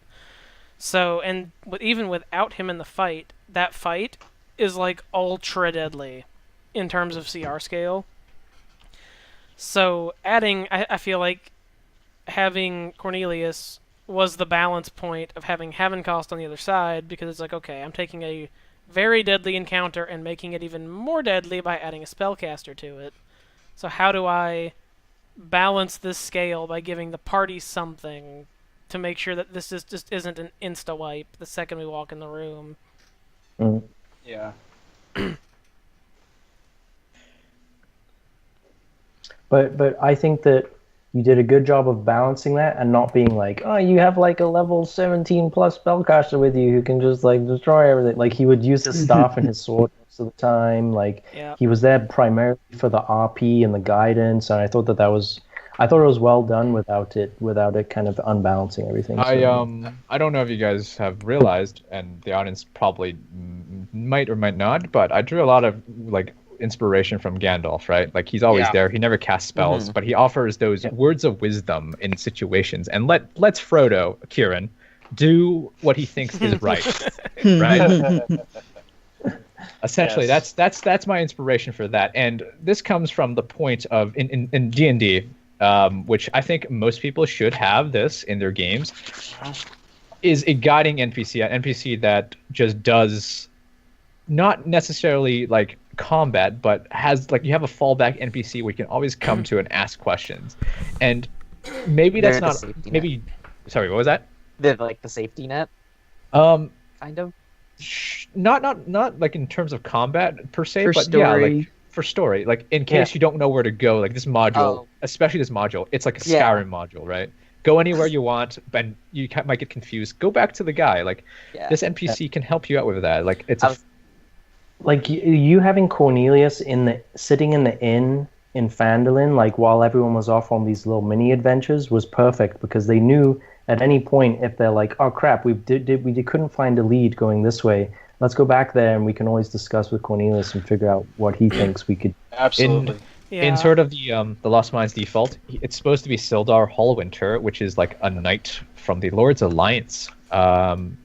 But I felt like a wizard was much more interesting. Yeah, Oh, definitely. Yeah, Sildar is a very kind of a boring NPC, really. Like unless the DM really spices him up, he's kind of a boring dude. Like, he doesn't have a lot of personality to him. Yeah, there's not much written about him in the module either. It's just he's a Lord's Alliance. He wants to do good, and he wants to find Gundren, essentially. Which that's not a problem. DM's free to spice things up, and and if a knight works for your campaign, good. I just found a wizard to be cool, interesting. Yeah, and I do find this module interesting, and I think this is probably true for every module that isn't super on rails. I played this module once before, and it didn't go anything like this. Nope. Not even close. Like, completely different path, completely different outcomes. Like, you could play this module many times and never end up with the same adventure twice because the party that you're with will make it different. And D&D. will make very different. That is sort of the essence of D&D, is that you can put a scenario like Lost Mines in front of 1,000 groups and get 1,000 completely different stories out of it that are nothing alike. Let's see. So let's kind of go back to looking at the module. So good things. We looked at Cornelius, some lore additions. I think the only bad thing, quote unquote, that really happened that I think multiple people looked at it and they're just like, whoa, what the fuck, is chaining the encounter at Old Owl Well directly into the encounter from Wyvern Tor, where it's like, okay, we have 10 zombies, 8 zombies, and a wizard, and then, now you've got 6 orcs, and it's like, okay. Yeah. That encounter, we survived it, of course, which is great, but that could have... We survived it with 2 downed characters and 1 monk on 1 HP. Yeah, that... So it wasn't exactly like we were coming out on top, as cleanly. That was RNG. Yeah. It was a very calculated move that worked out in this case, but it could have very well been a TPK there with... We mostly survived because your dice sucked that night. Yeah. That was why we survived, is because your dice were awful. It's just like, the orc tries to hit you with a javelin. 4. He tries to hit you with another one. 3. I absolutely could not roll above a 10. I don't even think I hit 10 that day. Yeah, I don't think you did. I think you made up for it later inside the actual mines. Yeah. In the session. Yeah. Kept going down. when we couldn't roll higher than a 4 at a time. Yep. Yeah, it happens both ways. Yeah. And that basically what I'm saying is that fight, it worked out for us, but the balance was very sketchy. And it's one of those fights that if this was the Nexus and we were higher level, it would that kind of thing totally works, right? Because you have so much more in your toolbox. You have so much more gas in the tank to handle that kind of constant barrage. But when you're really low level, it's just okay, I use my 3 key points and then I got nothing. Or Mirabelle, it's I cast 1 spell and I got nothing. And it also, that also hurt that, Mirabelle went down damn near immediately. And then Kieran went down damn near immediately. And it's okay, this is bad. It is. I mean, it really puts a hamper down. Yeah, I think overall it was a good encounter in that, given our result, right? It was dramatic. Yes. It'll be a memorable thing. We'll talk about it, in years down the line. It'll be yeah, you remember that time Kieran got thrown off a cliff? Right, but it's also the same thing with me. The first Bugbear ambush where Bull went down, that is not the same because that was more of my fault as the player character. That was absolutely a player thing. Not reading the results. I should have acted completely different, but I acted the way that I did at the time. But that's something that now I'm going to have to remember every time, and you see that in later versions where I'm more cautious, especially about going into an unknown room with enemies coming in. Yeah, I think that's a lesson that this module teaches, that hey, bursting through doors is usually a bad idea. But I think that for me that was the hardest part of this module, is that I know the module very well. And so I'm sitting there, and Daniel's I charge in, and I'm over there thinking, oh Jesus Christ. Yeah, I mean, yeah, I know what's. I was kind of in that boat too, because I've played through some of the module before, and as soon as I hear it's oh, there's a tiny goblin that gets pushed out the door, and it's no, Drew, why? Yeah. So much offbeat potential just got squashed. that was very sad. I only wish I got to do Goblin Flashbang more often.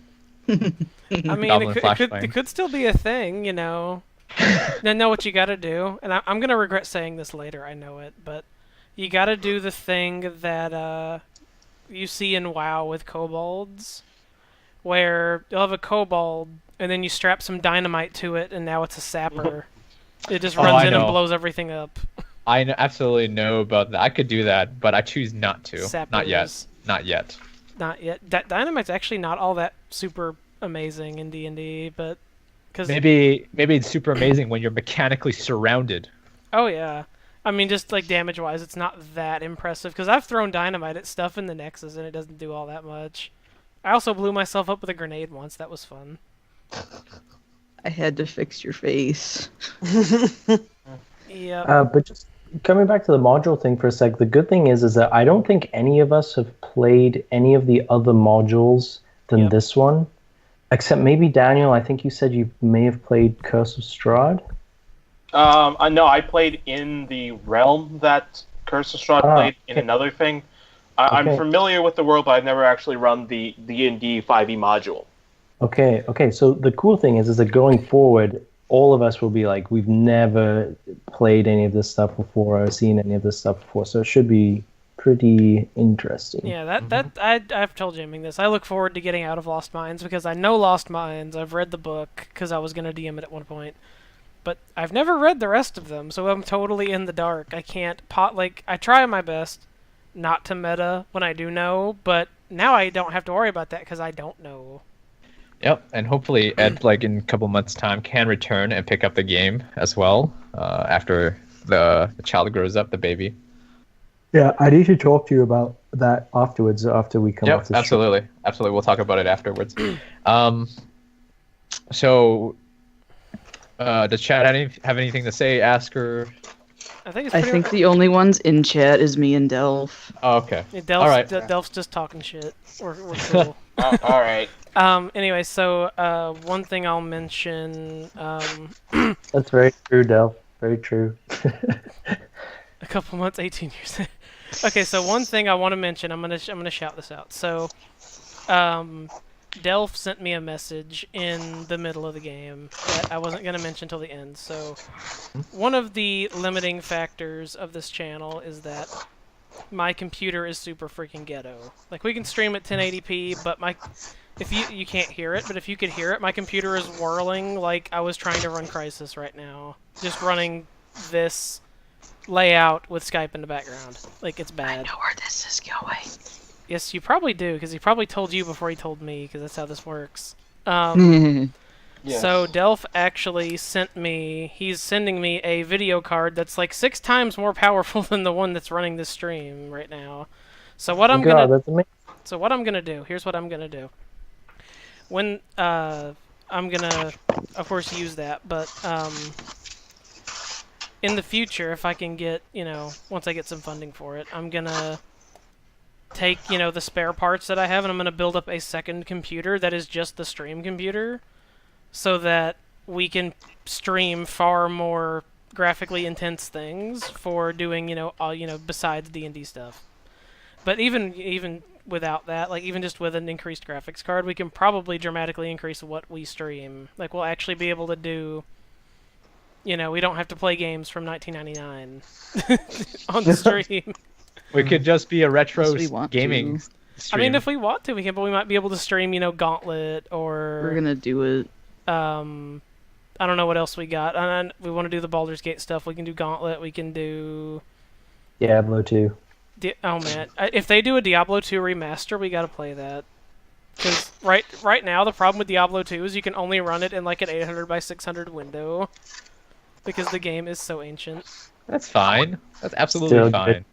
It's still one of the best games out there at the moment. So yeah, we're gonna once that arrives and I get it hooked up, we're gonna start streaming. What's more the card? things. What card is it? What card is it? Hold on. Let me get my phone here. Or maybe Duff can answer right now in the chat. I've got it on my phone. I just got to go to my chat with him. So let's see the card. Okay, so let me show you. Let me pull up my card for comparison, I know it only has 1 gigabyte. so you can understand how terrible, like how much of a change this is actually. What was yours? Like a 57? Mine is okay. Wait, it's thinking about it. Okay, so my card currently, it's a Radeon HD 7700, which has a whopping 1 gig of VRAM, 5 gig of normal RAM. It's pretty ghetto. The one he sent is the GTX 1060. It's got 6 gigs of RAM instead of 1. Wait, he sent his current card to you? He bought another one. Oh man. That's like big money. So it's got Hey, we got a sponsor. right. It's quite a bit more powerful than what I'm running. So no more potato. We can play a lot of stuff on stream that we can't right now. We'll probably do... I don't know if we'll stream GTA. We do play a lot of GTA. I don't know if I can stream it. I think GTA still needs like a fair amount of CPU to run too. I mean, I'll experiment with it, but... If we stream GTA, we have to stream my fashion ventures. Just like 4 hours of like scrolling through. 90% of the stream is like trying to like coordinate all of the colors in my outfit. Yeah. Walking out of the store only to find Matt wearing the same color, and it's like, God damn it, and starting all over again. One of my favorite things to do in GTA when Isaac is on is he'll be like in the store and I'll see him changing into stuff, so I'll change into something similar and he'll come out of the menu. Damn it! Go back in the menu. It's remarkably easy to troll me. That is so savage of you, Matt. Even I don't do that. I did it to him the other day. The other day was funnier. He was actually trying to match what I was wearing. So I put on something really ghetto, like it was just like athletic shirt and some shorts or something, and he's just like, I think it might have been a do-rag too. He was just like, you look like a broke art student. So he tried to match it, and by the time he came out of the menu, I had changed into like the Lysandra special rich bitch with giant earrings. He's just like, damn it. Oh god. And it's not even like, can't you use like some of your old like saved outfits? It's like, but they're old outfits. It's not the same. This is why you don't give me any game that has any measure of character creation beyond like 5 choices. Even the 5 choices you spend like an hour like. Every time we're in GTA, the rest of us will be doing something productive. Isaac will be in the clothing store. I make no money in GTA because I spend most of it making myself look pretty. When Dragon Age Inquisition first came out, I spent 2 hours making my character. Started the game, didn't like my character, deleted the save file, and spent another 3 making my character hot. Didn't you start playing like Desert Sand Online just for the character creator or whatever? I literally like the combat is nice and all, but what really matters is I'm pretty while I'm fighting stuff. Let's see. So I think we'll definitely do Gauntlet just because that's a fun romp. Hopefully this summer we can do that Baldur's Gate thing if we can get people around to do it. Because I'd like to get... Because you can have like 6 players in that game, so fill them up. I don't know what else we'll stream. We'll stream something. Like I want to increase the amount of days we stream per week, even if it's just me doing something. Like I mean, I'll also be probably a lot more available during the summer, so I can probably like join you on a bunch of that kind of stuff. we can stream my really awful Overwatch play, Yes. so I can hate But myself. you were gonna do some painting stuff too, right? Right, because we completed Yep. this module, we are going to paint stuff. I've got my little miniatures.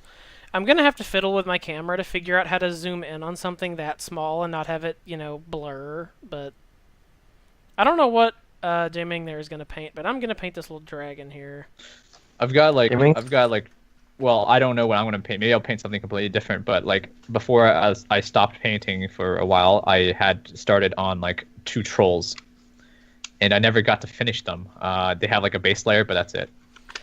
Yeah. Jimmy's just like painting his walls. It's just like You said painting.